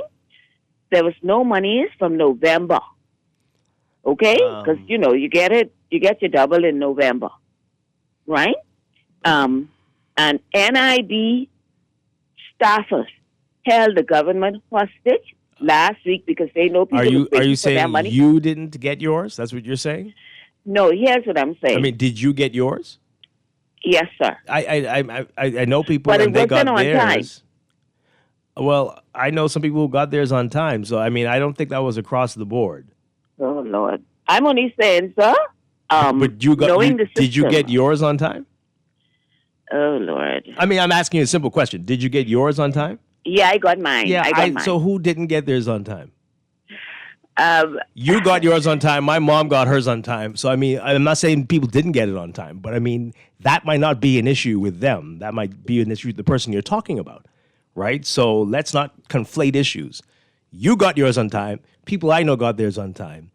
So this is a reach now, a real reach. You're going on hearsay based on God knows what that person who told you that story, what foolishness they have going on in their life. That's unfair. That's really unfair. Good morning. You're on the air. Dwight. Hi.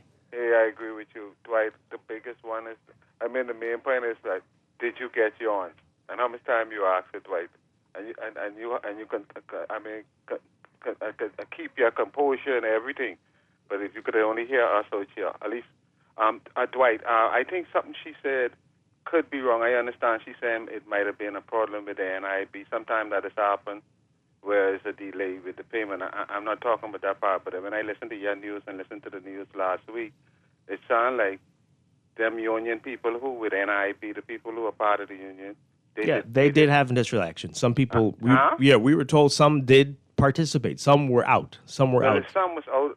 To sound like the leader or the president was saying they ain't participating in that, and they didn't come up a harder agreement with the government where they get a good continuance or some money what was owed to them, and I think it was improved whatsoever it was. I think the chairman NIB was on and everything.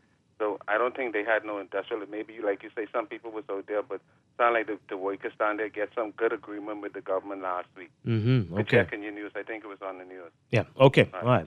One final call, then we got some messages, and I want to get to another story. Good morning, caller on the air. Hello, good day. Hi. Hi. I think I might have been inadvertently cut off just now. Maybe the system. Maybe okay? not. But okay. Maybe. Mm-hmm. But here, can you please allow me to make my point and I'll hang up. Okay, but All right? but hearsay is not going to be helpful, though. So you got to tell me. It's not hearsay.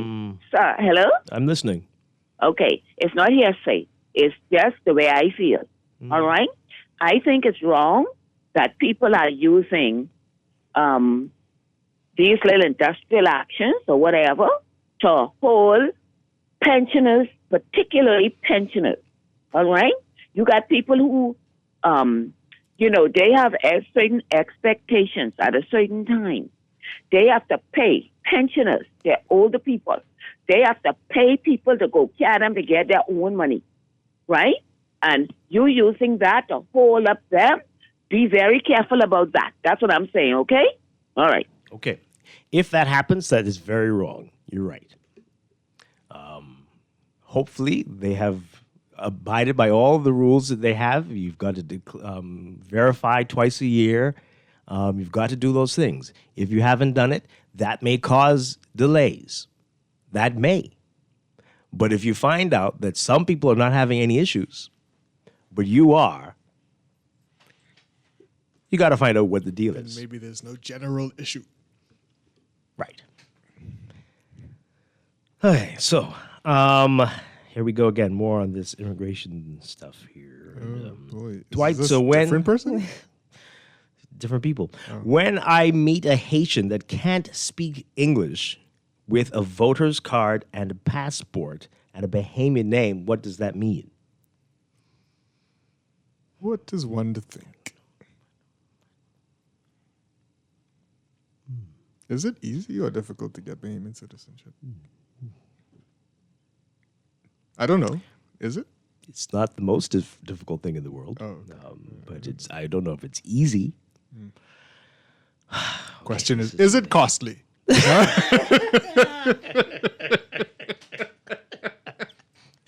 That's a better question. Sorry. Oh, wow. They're doing them laughing. This is a joke. This is a joke to them. This ain't no joke, it matter. All these illegal people in this country, y'all laughing? Okay. This text, Chinese people are very respectful. I've worked in a professional capacity with them for many years, and the reason the reason why they do this is for your comfort. If you took the interest in properly pronouncing their names, they hold you in high regard. But many Bahamians just mock them. Mm-hmm. Interesting. Mm-hmm. Another similar one. Imagine holding a Bahamian passport and showing it to some countries with those type names. People will be like looking at you in a very unusual way, I suspect. You might right? get strange looks. You're right. Yeah. Right. Boy. Oh, man. This place. You're Farrington? You're Farrington. You mean it's going to get worse now? Which one is going to be worse? That name or this coat of arms? That too. I mean, I think it would be harder to explain the name. I mean, most people are open-minded, right? There are people all over the world who are living in countries. Yeah. But how did you get this name? Anyway, Dwight, I'm a bit surprised by your closed-mindedness and naivete when it comes to the change the name thing. Is it me? Did they spell naivete no. the way you pronounce it? No, they didn't. That's me. But I'm the one being closed-minded. Okay. People change their names all the time. People do. What's the bigger? Some formerly married people Many women have to go and do that and put that in the paper. Did Prince formally change his name? I don't know. To AFCAP? But I'm being closed-minded. Wow. Okay. The lady speaking is speaking some truth. Is speaking truth. Pensioners who received their payments direct deposit were expecting it on Thursday. It was not paid until Monday. I think that's correct. What you're saying. Did that happen to That's not true. everybody? That is incorrect. That's not the date that they told you. It's not the date that they told you that they were going to do it, right? So they could expect what they want, but that's not the date that they said that they would pay it. It's not the date that they said. They said it would be Monday the 21st. Oh, you got the whole schedule right there. I tell you. Receipts. So I don't know. You could expect it, but that's not what it was going to be. Where was that published? I mean, if you're a pensioner, you get the schedule. Oh, right, okay. So, I mean... And you... not No, me. I'm just... you look like... But I'm Thank just, you. yeah. Thank you, Chester. Chester, you asked the right question. Yeah. They're talking about... Tuesday the 21st. Tuesday the 21st, yeah. They said it was going to be Tuesday the 21st. No, okay. Boy. This is a tough place. And so... The Bahamas? Yes. And I can understand. It's tough being a government here. It's tough being an MP. It's tough being a cabinet minister. Why is it tough being a government here? Because Are you being sarcastic? No, I'm not being sarcastic. Oh, okay. People's expectations are sometimes highly unreasonable, right? But it's also tough being a citizen here. It's tough living here. It's tough trying to get things done, simple things. And so there's frustration all around. And then people hear stories about... The government frustrated itself? Yes, sometimes. And people do things that cause people who work in the government to get frustrated. Everyone's getting frustrated by everybody else. And no one's thinking that, did I do this? Maybe I didn't follow the rules. Maybe I have unusual expectations. Maybe I didn't. But whatever. And then everybody just piles everything on top of everything, not thinking about maybe that was only a unique situation and that isn't going to happen to me, but I expect it's going to happen to me, so I'm going to go in there with this attitude because I heard what y'all did to my cousin's friend. And it just gets worse from there. This is a frustrating place. Oh, my God. Wow. Can I tell you that everybody listening, if you're going to the post office to collect anything and you have to go to their cashier, they do not take card right now, okay? Inland Revenue coming here today, right? Good. They don't have a machine that works, or they don't have a machine at all, okay? Is there a sign telling you this before you get up there? What sign? Because you could be waiting in the line and then when you get there, we don't take There's that. a photo wall in the mall with some streamers you could take a picture at. I didn't see the sign. Oh, man. Because I spent $5.50 to take $20 out of the ATM yesterday to go pick up a parcel because they didn't accept card. You still dealing with the post office? Again, this is my daddy's fault. Anyway, we ain't going to talk about that today. It's this texture. It's He's tough. got daddy issues. It is tough being a human here. Every day, I'm in total agreement with you. It's hard to solve problems, brick wall after brick wall after brick wall, and so unnecessarily so.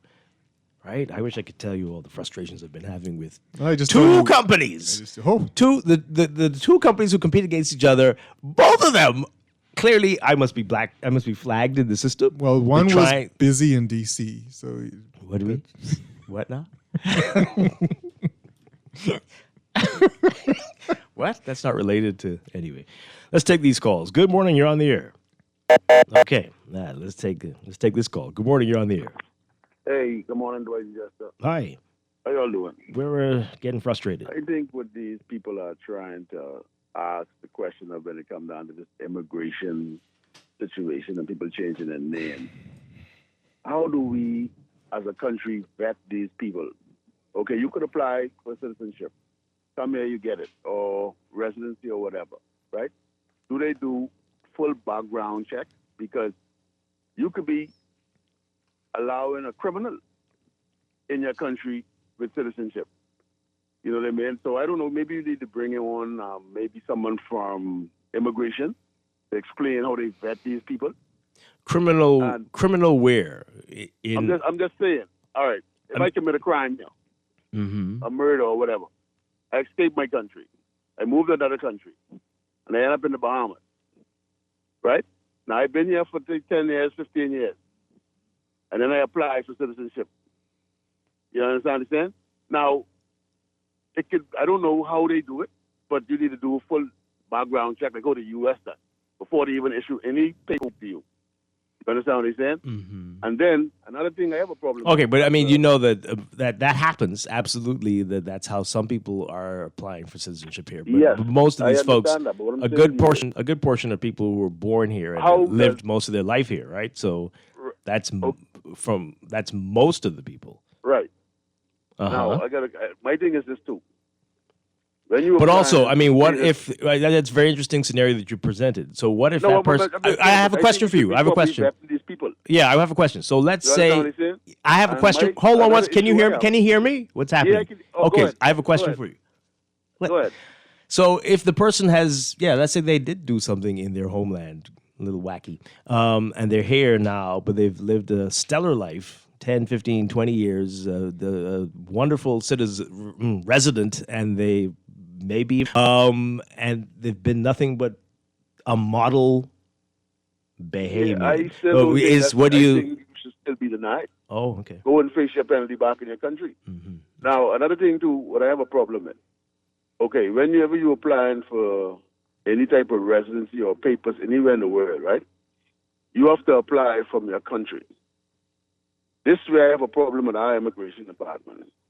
When we have, and I'm sorry to say this, but the people from the South come here illegally, right? And just willy-nilly just walk up to our immigration department and apply for citizenship. I think firstly we should be asked first, show me proof how you got here, right? And if you came here the right way, then you need to go back home and apply. But if you came on a boat and you entered illegally, you done broken our law. Okay? You done break into the country illegally, that should automatically be denied. Yeah. Do you But know in many my mind, I can be examples honest with of you, Dwight, people like in my that? mind, let let me ask one question. I can stop and listen. I just In want to my ask mind, you if you know many examples of people who did that, who became, okay. Plenty. Okay? Mm. And in my mind, right, our government needs to go and legislate on these matters. Rather than sitting in a parliament, gallivanting, and allowing this to happen, and then when time comes around for votes, giving everybody the citizenship just to make up their numbers. And that's just what's going on right now. If you check the papers and you see what's going on, I work by the airport, and I can tell you every week that flight come in, full. Mm-hmm. You get me? Full every week. And then these people, the certain person who text you said they saw someone with a passport, and that's the truth. They're lying about that because I was in cash and go. This man don't know nothing. But when the lady asked for passport, there's apparently a young lady who was of that descent, spoke with him. He produced a Bahamian passport. Where you got that from? Mm. See, what we got to look at is people say we racist or whatever, right? But that isn't what it is, though. If we don't be careful, Dwight, about what's going on in this country when it comes down to this illegal migrant, especially from the South, and I believe we done lose our country.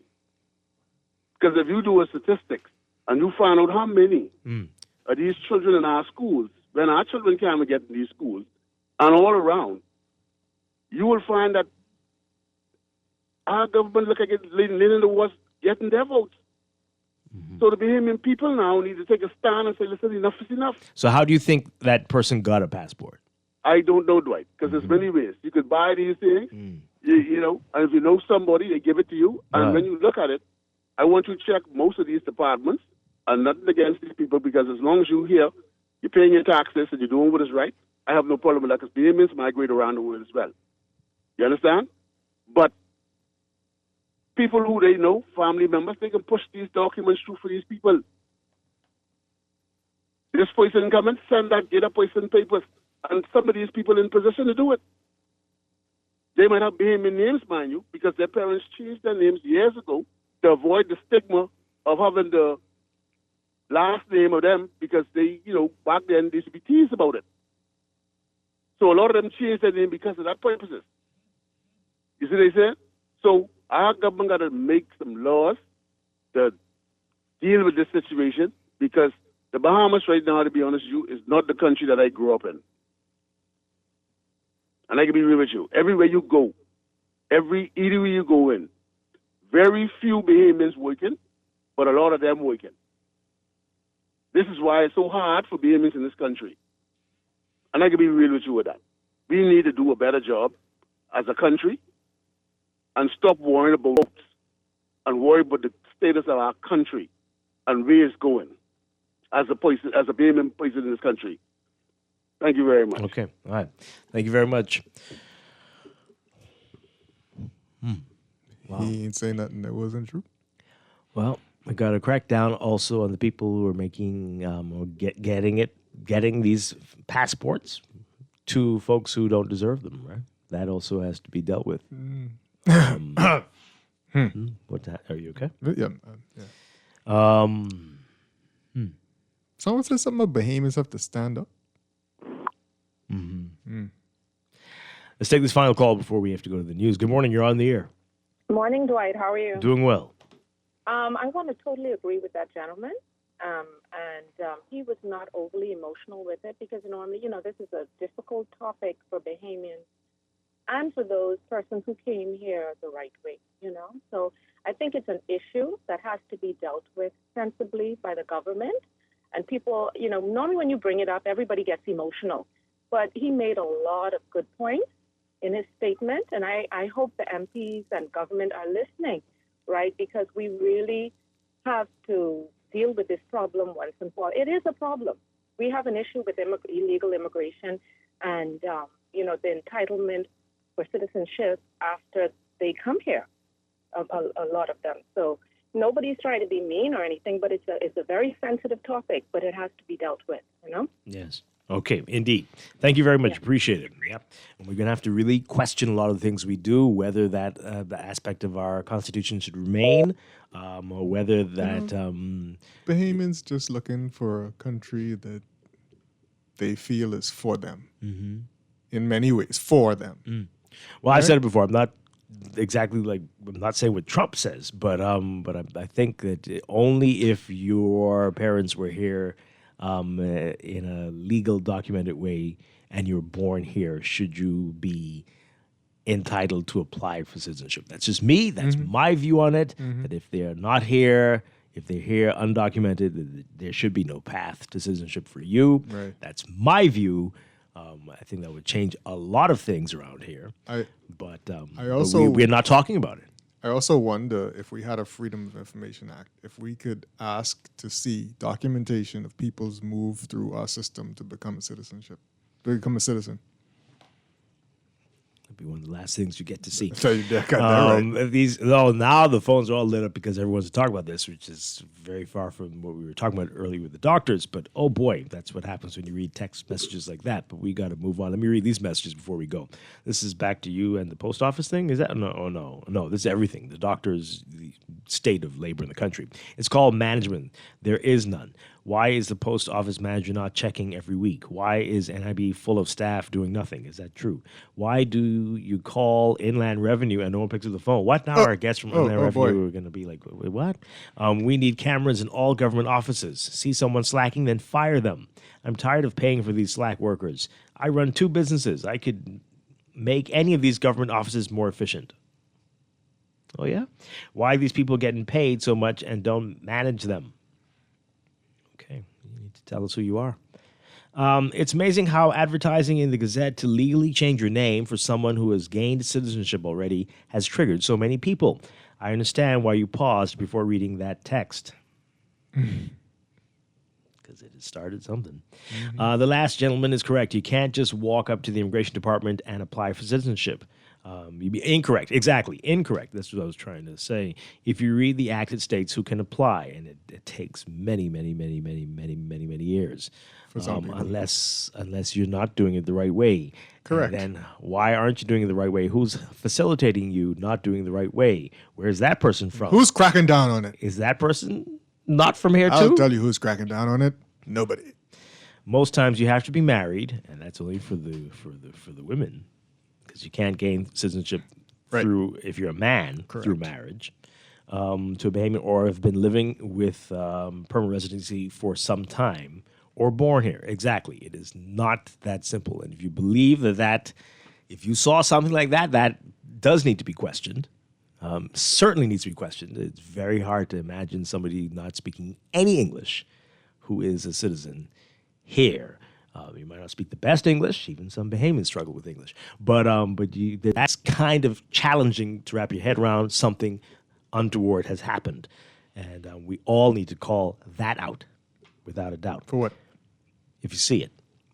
I feel that you are naive about a number of serious issues in the country. Naive. Just as you are passionate about local government, some of us are very passionate about immigration.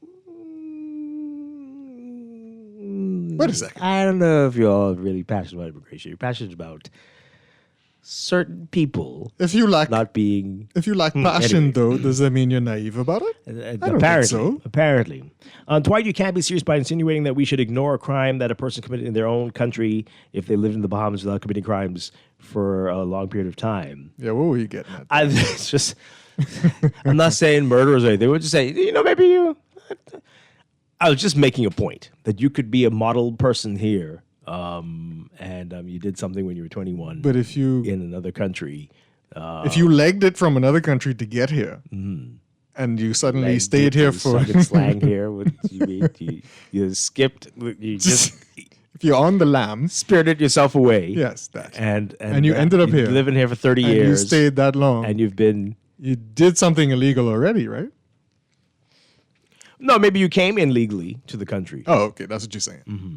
I'm not encouraging... No, I'm just making a point that you could be completely changed. It's something you did in your past as a young person. Absolutely. And now you've lived in this country for 30 years and a person, not citizen, but, a member of society that... it's not illegal if you don't face the consequences. Got to take everything on a case-by-case basis. No, can we all ignore that then? How about that? No, the tree falls in the forest. Dwight loves criminals. And nobody's around to hear that's why I'm in the Bahamas. Okay, we got to go. Hey, we're going to be back after the news with Morning Blend Business. We're talking with Inland Revenue. I saw that question that someone sent. We'll read that to our guest from Inland Revenue when we get back. This is Morning Blend on Guardian Radio 96.9.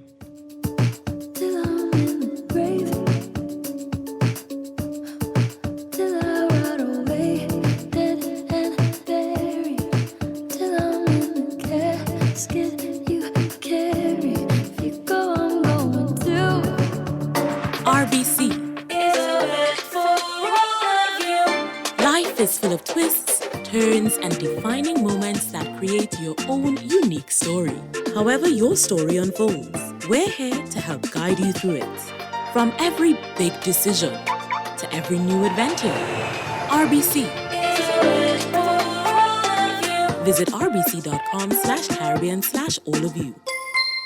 Are you ready to elevate your day with a burst of flavor? Look no further than Dunkin', your ultimate destination for everything delicious. From our freshly brewed coffee that is sure to pick you up, to our signature frozen beverages that will cool you down. And don't forget our mouth-watering sandwiches, made to order all day. Dunkin' has it all. And of course, our lineup of fresh donuts, muffins, and more. Dive into a world of yummy flavors at Dunkin' and bring joy to your day. The Bahamas runs on Dunkin'. This is Guardian Radio 96.9 FM. Streaming on GuardianTalkRadio.com and the Guardian Radio app. Nassau, Bahamas. Move to Fidelity for a stress-free future. These loans have a built-in savings plan that pays you unbeatable interest. Ask about our debt consolidation loans today. Call 356-7764. Fidelity, we're good for you. What? You don't know what TDC is? Tourism Development Corporation? You mean the Ministry of Tourism? No, that ain't the same thing, buddy. The Tourism Development Corporation helps to develop and grow Bahamian businesses in the tourism industry. You hear what they say, boy? Oh, yeah. Develop and grow. You don't know what all the things saying do? What does do? Hey, check the website, boy. Start your journey to ownership of our #1 industry today. Log on to tdcbahamas.com. Are you craving that fresh, famous food, but don't want to break the bank? Wendy's has got you covered. You can now enjoy the $5 Dave's deal at all participating Wendy's locations. Enjoy a Dave's single, a classic, or spicy chicken sandwich made with fresh ingredients for just $5. So don't compromise on flavor just because you're on a budget. Wendy's always offers fresh, famous food at a great price. Certain conditions apply. You're a builder. You want to give your client the best material at the best prices, and you need to put food on the table. Well, check out these prices at Pinder Enterprises. 5/8 pressure-treated roofing ply starting at $36.68, includes VAT. By the way, all these prices include VAT. Great Select Water Shield, $134.20 a roll. Felt, 15 pounds, $16.50, 30 pounds, $19.80. Owens Corning Duration Shingles and Certainty Landmark Shingles, $56.56 a bundle. Gallon Roof Cement, $33.47. When it comes to screwing and nailing, Pinder got you covered. He got every nail and screw you could possibly need. This is Guardian Radio 96.9 FM, streaming on GuardianTalkRadio.com and the Guardian Radio app, Nassau, Bahamas. The views and opinions of the hosts and guests are their own and do not necessarily reflect the views of the management and staff of Guardian Radio. Wake up, it's a new day. Wake up, it's a new day.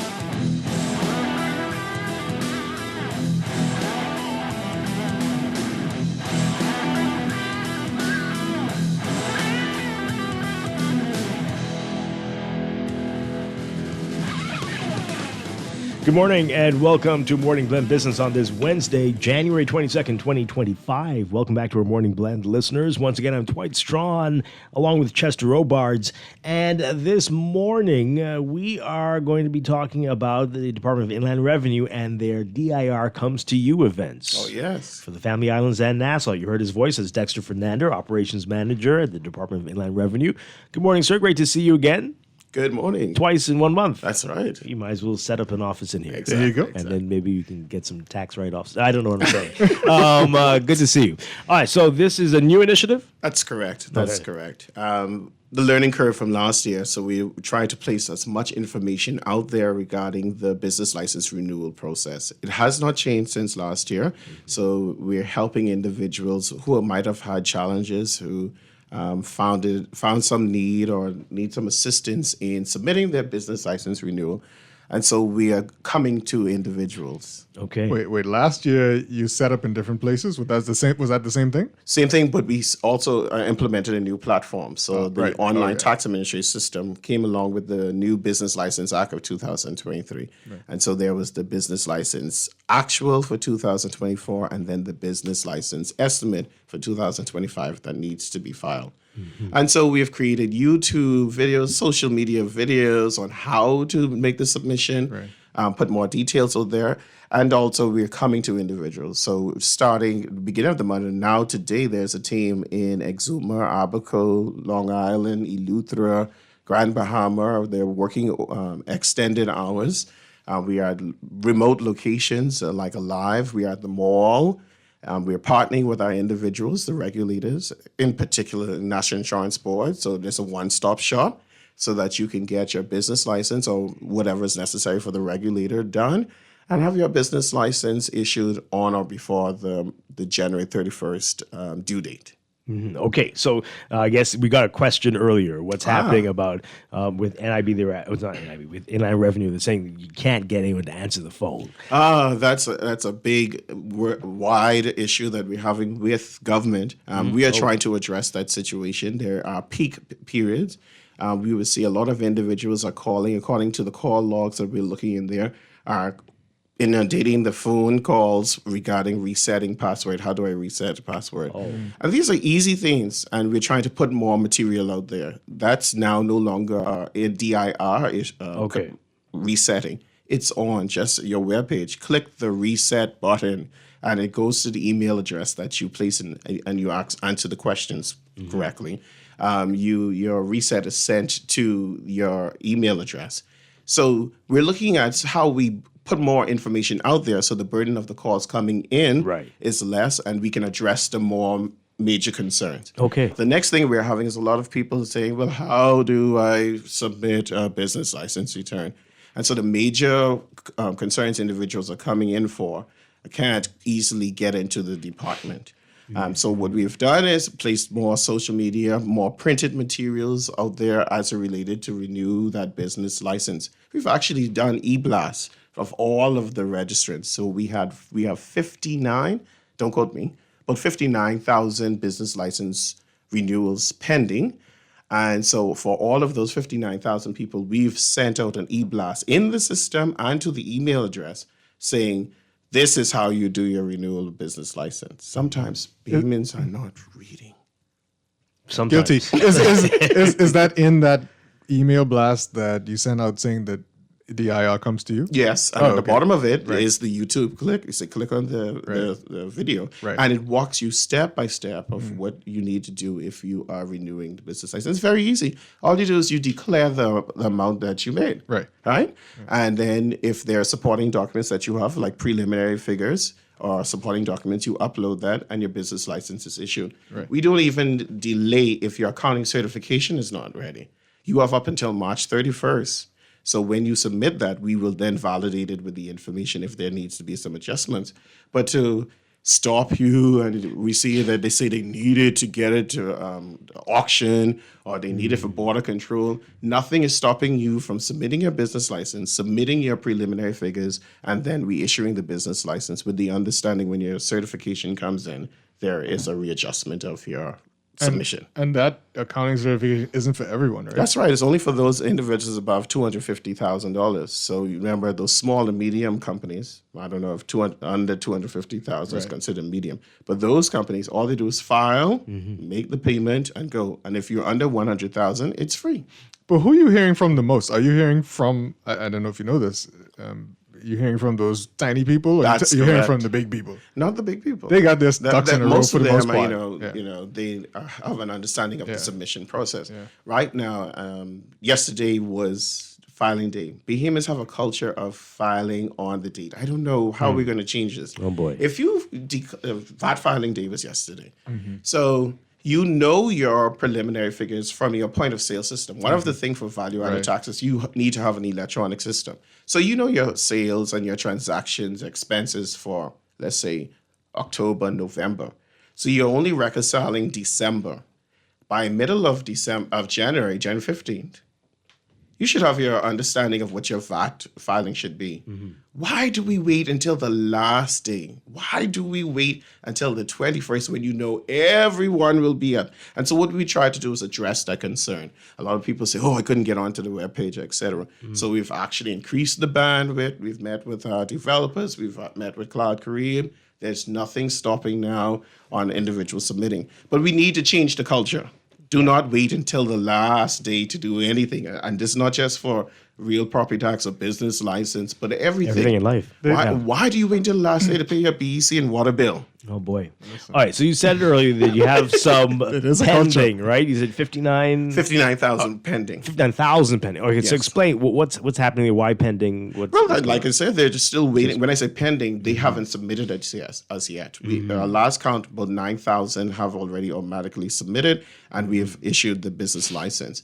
We had, as of Saturday, 600 under review. Those under review they would have risk because of the risk rating that we have in the system that would have caused a flag in the system. If it's a taxi and the risk is low, we let it go because we know that a taxi driver doesn't make above 100,000, correct? So how do I be Dwight? And Dwight has 7 taxis underneath Dwight, but Dwight is in a wheelchair. So Dwight must have employees.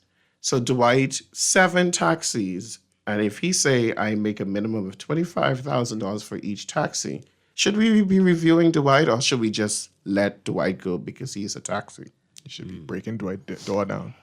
No. So the system with our new robust system, there are some things in the background that help us do some further analysis, industry analysis. But the easy ones, landscaping, cook, or vendor, there's no stopping. The straw market vendor, all of them, we consider them low risk. It comes in if it's under 100,000, bada bing, bada boom. That night that you submit at 8:00, it's issued out. The ones who are not issued out are those who have either pending payment for VAT or an outstanding prior year not reconciled fees to the department. Wow. Okay, so we got this text here. This one came in a little bit earlier. So it says, what's going on with inland revenue? Many of us still haven't received our renewed business license yet after applying. Okay, so there are two things. That person might have either been in one of those risks that I talked about, or there's an outstanding payment. So if you have an outstanding payment or debt for VAT, the business license is not issued out. So any outstanding debt might cause an issue of your business license not. If you are on a payment plan, it is not automatic. We have to ensure that you have been consistent with your payment plan. Okay. So that person would need to go back to their payment plan officer, and they will do an analysis. Yes, they're being consistent. You can't just know business license is coming up, had a payment plan since August of last year, and then make a bulk payment right before the business license is due. You're delinquent for so many months. It has to be reviewed. Right. Yeah. But generally, if you see you're concerned, you can call us. You can email. When they say the call is difficult. Right. I tell people the easiest way to communicate is within the portal, within your case. Right. So your history remains within your case. Log into your account, into your active case, and then ask your questions there. I've filed, I've paid, but I have not received my business license. Yeah. And then it's shoot to the various sections, and we try to turn them around much quicker. I think last time you were here, you were giving us an idea of generally how long it takes to get a business license. Yeah, it's on average. Average, a new business license takes 72 hours if you have all of the requirements. Don't start the business license application submission for a new business, and you're still waiting for the regulator. I cannot approve you as a doctor's office if you have not gotten the physician's approval, alliance approval, or your facility has not been approved for the nature. So do not submit the case knowing that you have a pending regulator approval. So start fresh when you have everything. Right. 72 hours 72 for a new hours one. For a new one. And then if you have everything, the system now, within 48 hours, you could have your business license once you submit. Once you submit and pay, everything is calculating properly. 48 hours, the system automatically will issue out the license. Once there's a zero balance on your account, and once you've submitted the documents and it's been validated, bada bing, bada boom, the license is issued 8 p.m. that evening. Yeah. So that includes renewals. That's renewals. Okay. All right. So we've got a lot of different types of questions coming in on our text line. You can call in as well. We're talking with Dexter Fernander, the operations manager at the Department of Inland Revenue, and we'll get some more details in a bit about the DIR Comes to You events. Some of that is already going on today. Right. Yes. Yeah. All right. 323-6232. 325-4316. 325-4259. Toll free, 242-300-5720. Tweet us, Facebook us, text us, 422-4796. Caller, good morning. Are you there? Hey, good morning, Dwight and your guest. How you doing? Doing well. You're right. I'm super glad your guest is here on the radio station today, right? Because I have several questions for your guest. One, right, why is there so much red tape when it comes to Bahamians doing business? It's almost like a stagnant process that you don't actually want Bahamians or people to own businesses. Because when you put in your business license, right, I had a problem for the past 3 years based on the system they had in place. I put in my business license, say, January 6th. I received my business license in March. For the last almost 3 years. You're saying every year? Yes, only for the last 3 years. I deal with the import-export business in bringing in vehicles. And for the last 3 years, my auction license was I couldn't get my auction license, and my cars were being stuck in the U.S. based on the fact that the business license took so long. Okay. So I would lie to you. The customer service is great. You want him to respond to that? So let's break it down so we can help you out. So you are one of those industries that we have to do some review. So for clarity, were you declaring above 100,000 as your turnover? No, less than 100,000. Okay. See, this is the challenge and where we have to look at industry trends.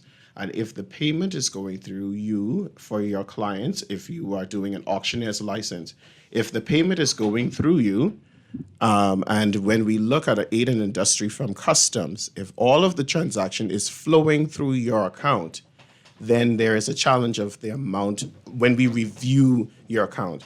If you understand, so if your client is paying you everything, then your revenue should be reported of everything that you've received. Your revenue is not just what your, for the lack of a word, cut is on landing that car. And so there is a review that happens of your account. I understand, because what happens, like I said, my business was actually stagnant for the last 3 years based on the fact that I have a rent-a-car company. I couldn't put my cars on the road because I had no business license. Okay. I couldn't import any vehicles into the Bahamas based on the fact that there's no business license. The auction automatically and the shipping company, the mailboat, they require you to have an updated business license. Okay, so I hope you have some further clarification, as I said. What your total revenue should be reported. It's the total revenue you received from all of your clients. That's one thing, your auctioneer. And then you have to look at your rental service. So the two combined tells us what is your total revenue to be reported to the department, not just your commission or what you receive out of every sale of car that you import. Okay, I got you. And that's one more thing right before I go. Sure. Okay, why does Inland Revenue continuously use brand new systems in place without testing it? Because what happens is that every 2 years you'll put in a new system that's not properly tested, and the system has problems, like little glitches in it that don't allow them to actually process information. So why not test the product first for first 2 years, and then use the system before you actually implement it in Inland Revenue? Wouldn't that make more sense? Okay, so let me give you some understanding of what happened. There is generally what is called a standard operation procedure. And when you implement any new system, there is a parallel system that is still running with a system. So what you see is as a result of amendments. Anytime that an amendment is done, and you would have known that there was a new Business License Act of 2023, it brought about some new things that needed to be within the submitting process. So once that act is tabled, there is a working group. The working group is both the regulators, members of government, the various agencies, and the private sector that test that system. And then there is review by those special interest groups.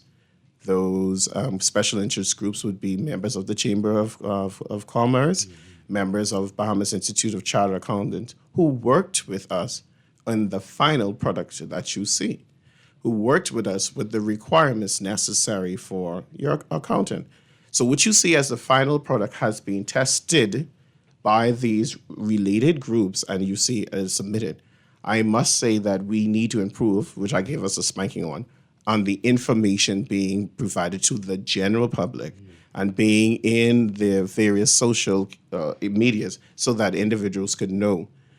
However, during this process, a lot of a new market of individuals have arisen called agents, who find this niche of helping out individuals who can't read or understand or don't like that type of doing this type of work. Wow. And so we've seen a rise in that type of individual. This process is extremely easier now compared to the various systems. But a lesson learned, as we implement a new system, there needs to be more focus on the communication getting out there instead of just the focus groups, the small, the medium, etc. getting the information out to the general Joe Blow so that they can understand the submission process. Yeah. But even in that process, we started to do like we did remote locations coming to you. We met with the straw markets, sat down a day with the straw market vendors, helped them last year when we implemented the new system. And so this year we're rolling out the same thing. And I do apologize about it, but I hope this year the compliance level or the ease of doing the system, since it has not changed, is easier. Yeah. Caller, hope that answers your questions. Let me ask you, okay. he has an interesting case where, and maybe you guys have a suggestion for people like this, where you said if his clients are sending the money that they're using to purchase a car to him, and it's reflected in his bank account statements, that money's not his. His company isn't making that money, though. But it is his revenue. So we are not in the place of giving people legal advices about how they structure their company. But if you are the auctioneer, the license and the car from the auction license comes in your name. Right. So that item is for you. That item landed is for you. And then once you've cleared the bank and all the stuff, then you do some bill of sale and transfer it.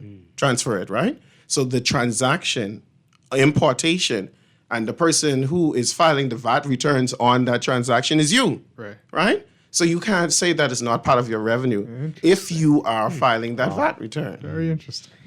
So do you have to explain that a lot to people? Because I suspect they don't think like that. I don't understand. If you know that this money is coming onto your account, that is your total revenue reported. Wow. We are not in the business of telling you what to, for lack of word, evade the system. So you are in this. This is your nature. You have certified by the United States or UK or Japan, whatever, an auctioneer's license. All of the transactions under your auctioneer's license, if the IRS was reviewing you, will then want to be validated by that. Yeah. So what happens if there's a tax information exchange and they ask us to validate the total revenue reported by you?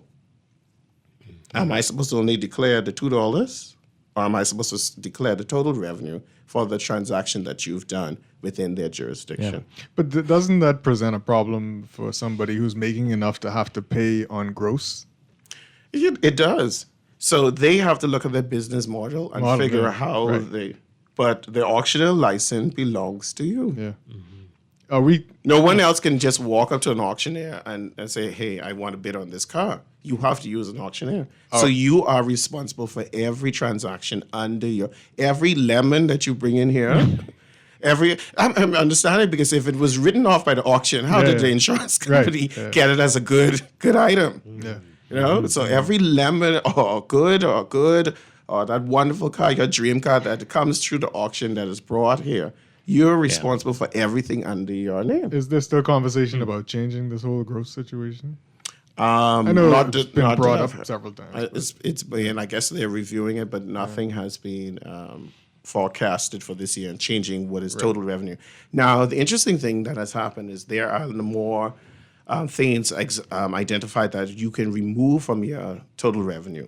And so any of the government bonds, et cetera, there now you can deduct it from your total revenue, so which is an encouraging incentive for you to consider investing in the local market.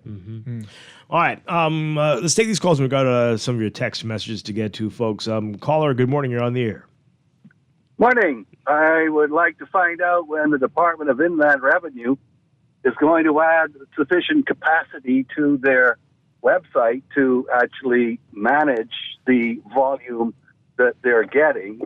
I was in the system on Friday, and the response time to a click was between 1.5 and 2 minutes. I timed it, and then it ultimately crashed. It crashed again on Monday. So obviously it's not able to deal with the high volumes that occur when we run into these deadlines. So I'd like to know what they're planning to do, if anything, about that, given the size of the penalties we're given if we don't get in time, and whether those penalties might be waived in the event that the system isn't actually working. Yeah. Okay. And I also noted in trying to put in a refund request that system does not actually allow you to properly put in more than one attachment. When you go to add the second attachment, the first one disappears.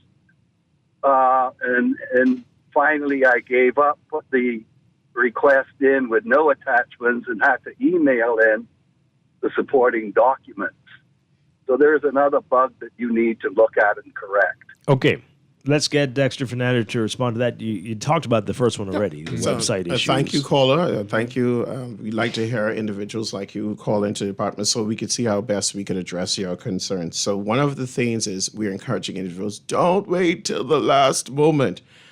We have met with Cloud Carib and our developers, and we've increased the what is necessary for the system to be more robust around the filing. This January 21st was both monthly filers and quarterly filers, so there were more people addressing.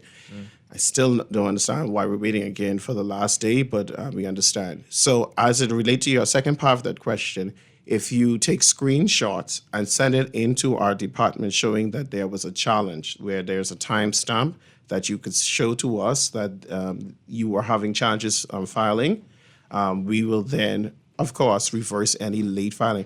Now, the key to this is on that day when you're filing, you know how much you're supposed to remit.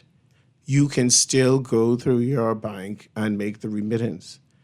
And if the funds is there whenever you file, there is no penalty with the issue. So the filing is an easy concern. Remittance can still happen. So on our webpage, there's information of how you can make the remittance. You know how much your obligation is, you submit. Now, as it relates to the refund case, you would note inside that if you were a part of the BICA presentations when we rolled out, when you submitted the refund, we asked you, excuse me, at the beginning only to submit your worksheet. When your officer is assigned to you, then they will ask you for any additional information. Oh, so it's only one. So it's thing only that you one can worksheet attach. to do. And the best thing to do is stop attaching multiple. Go into your computer, place everything into a zip file, compress it, and submit all of the documents one time as a zip. So all of your information is there. But he did the right thing. He can go, once the case is created, reply button within the REF case, and you could upload up to 25 attachments once the case has been created. Okay. Well, this caller. Good morning, caller. You're on the air. Are you there? No. Okay. This texter is asking, senior citizens, do they have to pay property tax on private homes? Okay, so I think I talked about this last year. We are on business license this year, but I'm glad I'll handle the real property tax. So real property tax, if this is where the senior citizen resides, the portion in which they reside is owner occupied, and they receive a 50% discount if the portion that they reside in is above $300,000. Now that goes up to a maximum of $1.5 million. So the intent, let's understand the intent of the law. The intent of the law was to assist a senior citizen that is in the small or medium bracket.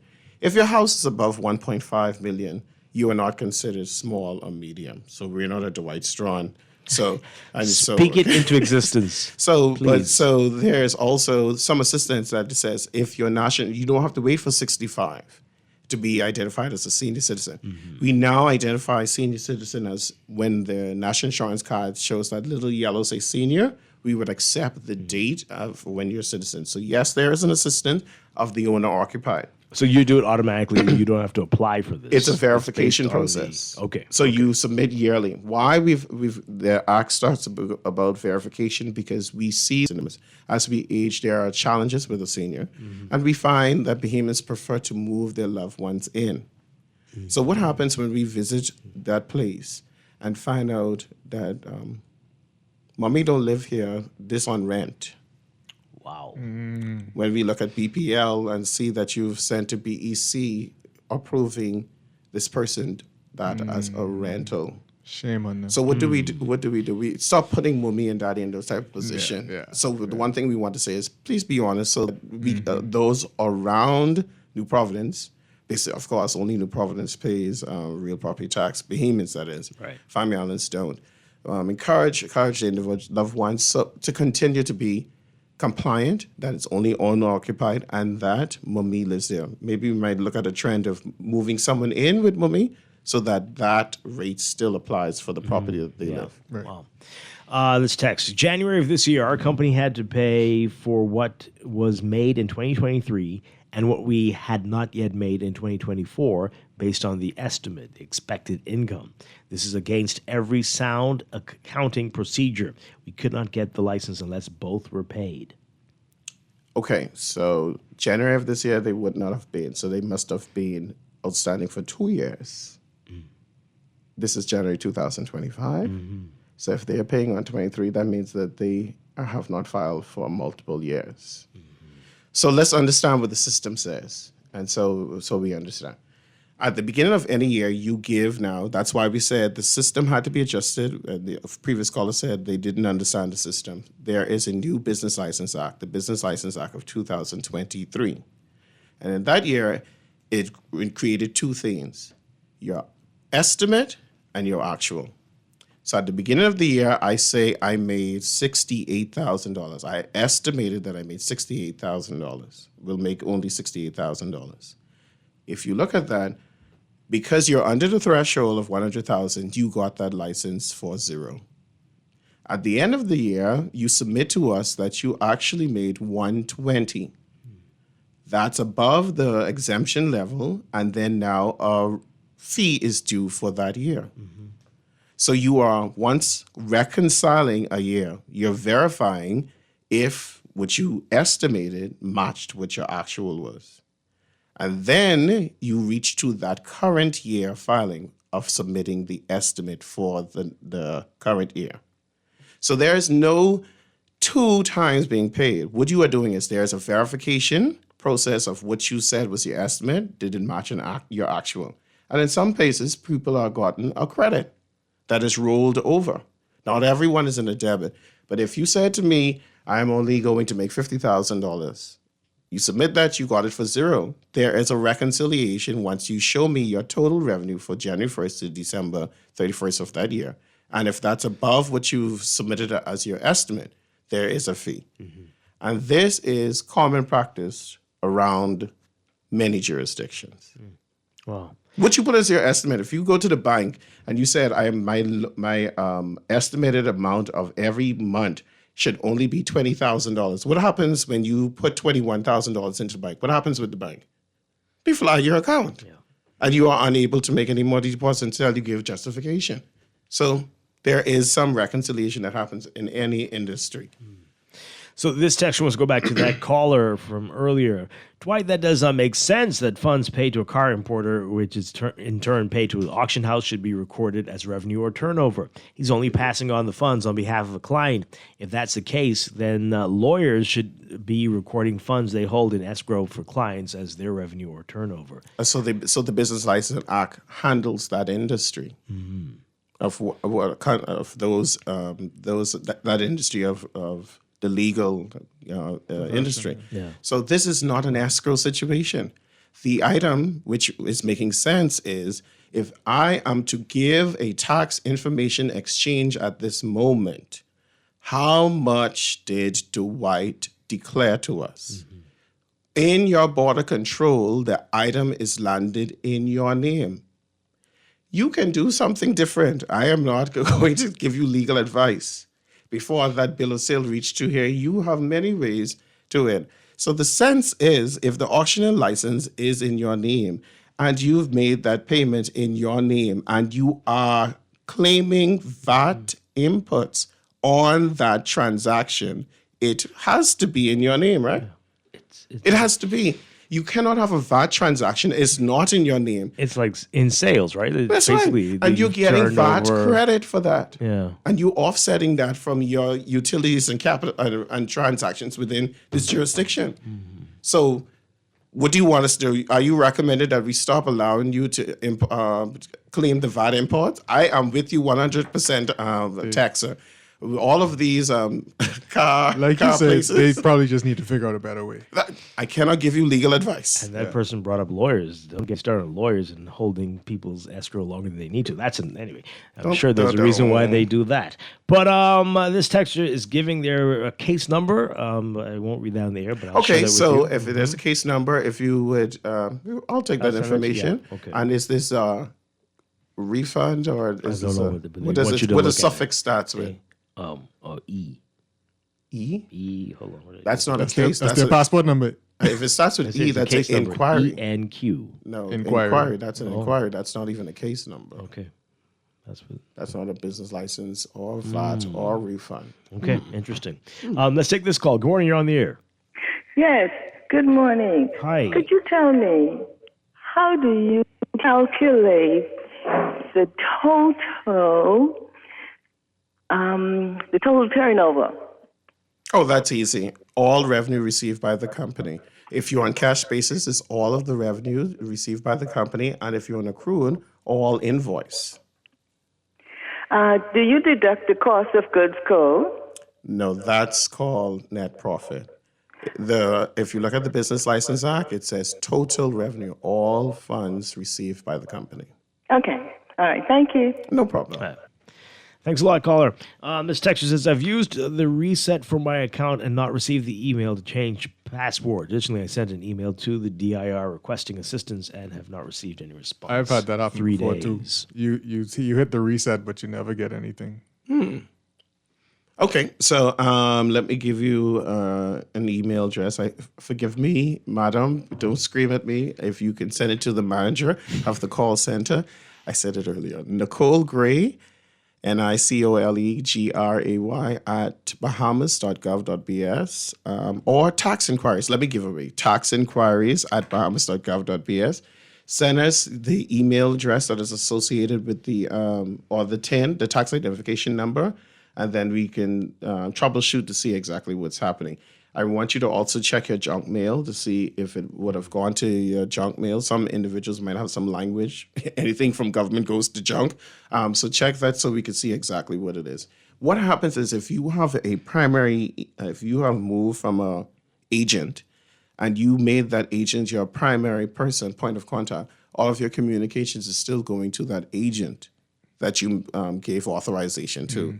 And so we would have to deactivate that person and reroute it to you in some cases. The call center, is that primarily for VAT, not VAT, but issues related to business license? No. So the call center is sourced with a subject matter expert for every section. Okay. So there is someone for real property tax, business license, VAT stamping, everything that's under the department's remit.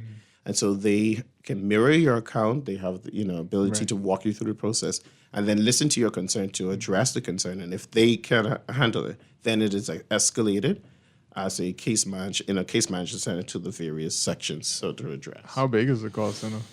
Well, I can say that it was intent to take over the entire Bahamas government. So it's a large facility. That's still the plan?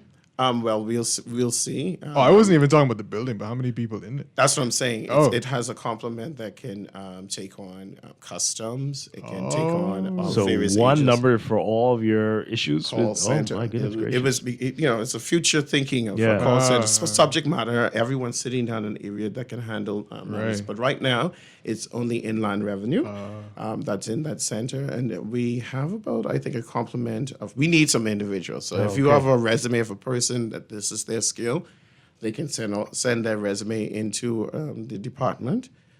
So that skill as in patience or skill as in tax? There are three things that you need to know. The tax thing can be learned. You're not going to go someplace and you don't learn the information. Right. But if you have those call scans, let's say you were over Atlantis or you were in the private sector and you are looking for some type of, and that this is your skill. Okay. You have patience. You know how to escalate, manage, irate customers, etc. And if this is your calling and you have a wonderful voice, no pun intended. How many people are you looking for? We're looking to at least another complement of 10 so that we can make them specifically for Family Island. Okay. What we're here for. Hey. DIR comes to you. Don't mind if the system tell you you're number one. You might wait a little while still. I heard a lady. I heard a lady told me say because it might be of what you identified as the tax. So you're number one in that tax, and that person might be running on for like 15 minutes. And the man looking at the clock saying, "I need to get you." We don't have the ability to cut the person off after the timer is showing. We have to handle the matter they have. Wow. So if you're interested, how do you apply? What do you need to do? Well, you still send it to the same. You can send it to will be.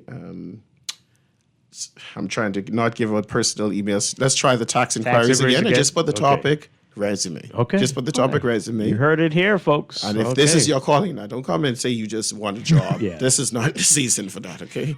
We need someone who has the patience, who can listen and understand. The good ones can really calm you down when you call all in a frenzy. And like I came every here day to I curse, get but you call, you Every calmed me day. down. Thank you very much. You're very good. I had a really good lady. But anyway, just change the whole music, that's all. Yeah, someone said they didn't like the Junkanoo music, so we Was it Junkanoo? I don't remember having Work you up. I'll get you all. I remember dun, dun, dun, dun, dun, dun, dun, dun. Yeah, that was a Junkanoo group. Oh, dear. All right. We're running out of time, but this text here says 2 questions. If you have a home-based business, but you're living in a rented house and you're not the homeowner, you need to show documents regarding the home before you can get a business license. How can you ask the homeowner that you want to do a small home-based business, but you need their documents? Okay, so we're not asking you for the documents. We need that agreement and your land. Your landlord needs to know that you're doing a business in there.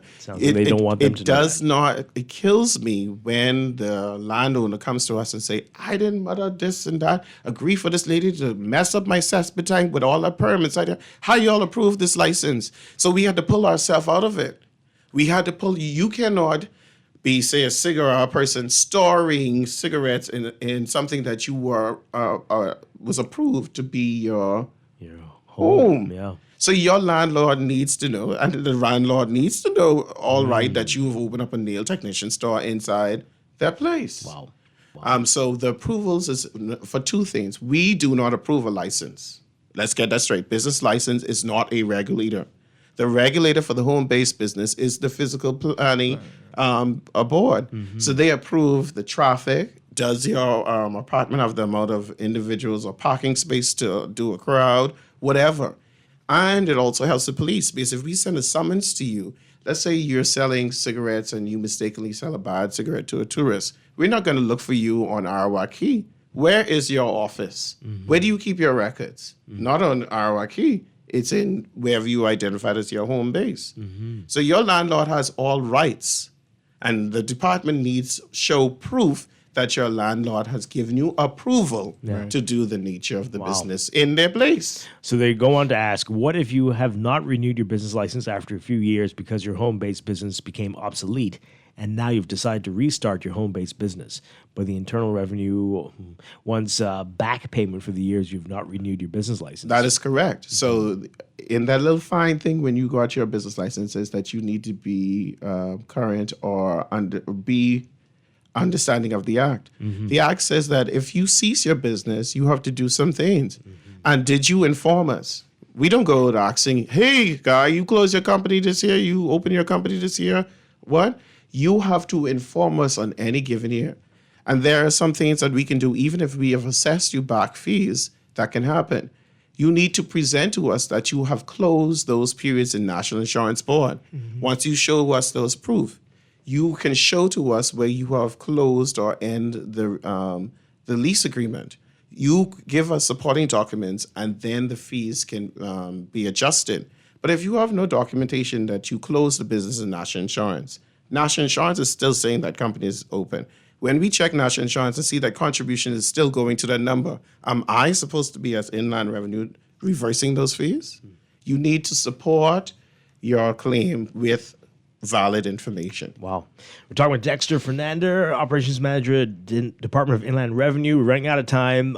Really, again, remind folks where you're going to be today and what we can expect with the DIR Comes to You events. Okay, so for a short time, if you just go on social media, DIR Bahamas, it gives you the list of where all we're at. And today we are on the wonderful island of Abaco.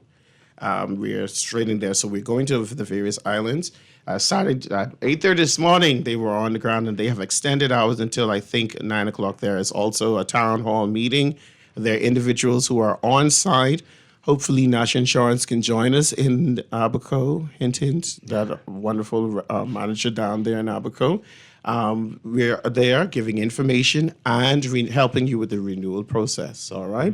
So we're there. Go to our social media handles or go to our webpage. It shows the extended hours for all of the Family Islands and the New Providence. And this weekend, we're back in the mall, and joining us, National Insurance and SBDZ. So those for renewal and the business license. But there is a whole spread for the whole year that's going to happen. This is our 10th year of VAT. And so we're calling it VAT anniversary. Wow. And so for 10 years. 10 years. And so we want to join us with the information that we're sharing. So check our handles, inlandrevenue.finance.gov.bs or DIR Bahamas, and see where we are and where we'll be next. And all of the live locations, the dates are identified on the various pop-up locations that we have in mind. Okay. All right. Dexter Fernando, we can do this once a month. You want to do that? Yeah, we should. Thank you for this coffee. Thank you for telling us that permits mess up your assessment. Yes, it clogs it up. Imagine. Downey even does that. It messes up people's hair, so why not? Anyway, have a good one. Thanks for being here. Yes, Chester thank you. Robards, thank you. Folks, pick up today's Guardian Business section. Great stories in there. An update on the Golden Yoke Project and Court of Appeal ruling on Sky Bahamas and the Central Bank launching a 364-day Treasury bill and a whole lot more in today's Guardian Business section. Brought to you in part by CFAL, growing wealth for future generations. I'll be back tomorrow morning with more Morning Blend and Morning Blend Business here on Guardian Radio 96.9. Dwight, Strachan, have a great day. Stay tuned for On the Clock with Aaron Green next.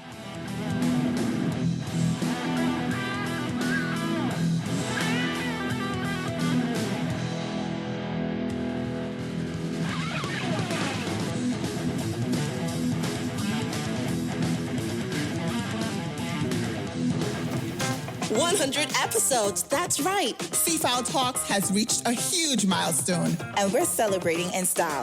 From expert tips to groundbreaking economic insights, we've brought you the best in finance, investing, and so much more.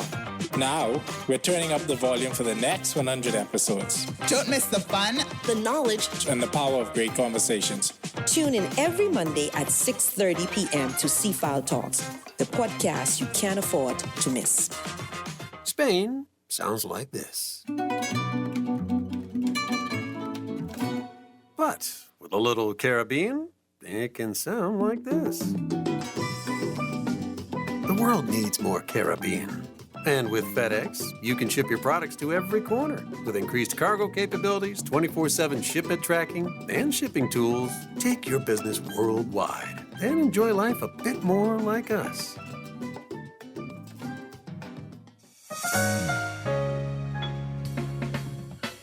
All those loans I had were so overwhelming. Fidelity's debt consolidation loan combined all my loan payments into one easy payment with a built-in savings plan that pays me unbeatable interest. It's time to make that move to Fidelity. Call 356-7764. Fidelity, we're good for you. At CFAL, we understand that a secure future is the greatest gift you can give your employees. That's why our tailor-made group pension solutions are designed to fit the needs of both large and small companies. With CFAL, you can provide the retirement you and your employees deserve, ensuring peace of mind and financial stability for years to come. Join the many businesses that have already entrusted CFAL to create the right pension plan for their employees, and let us help you build a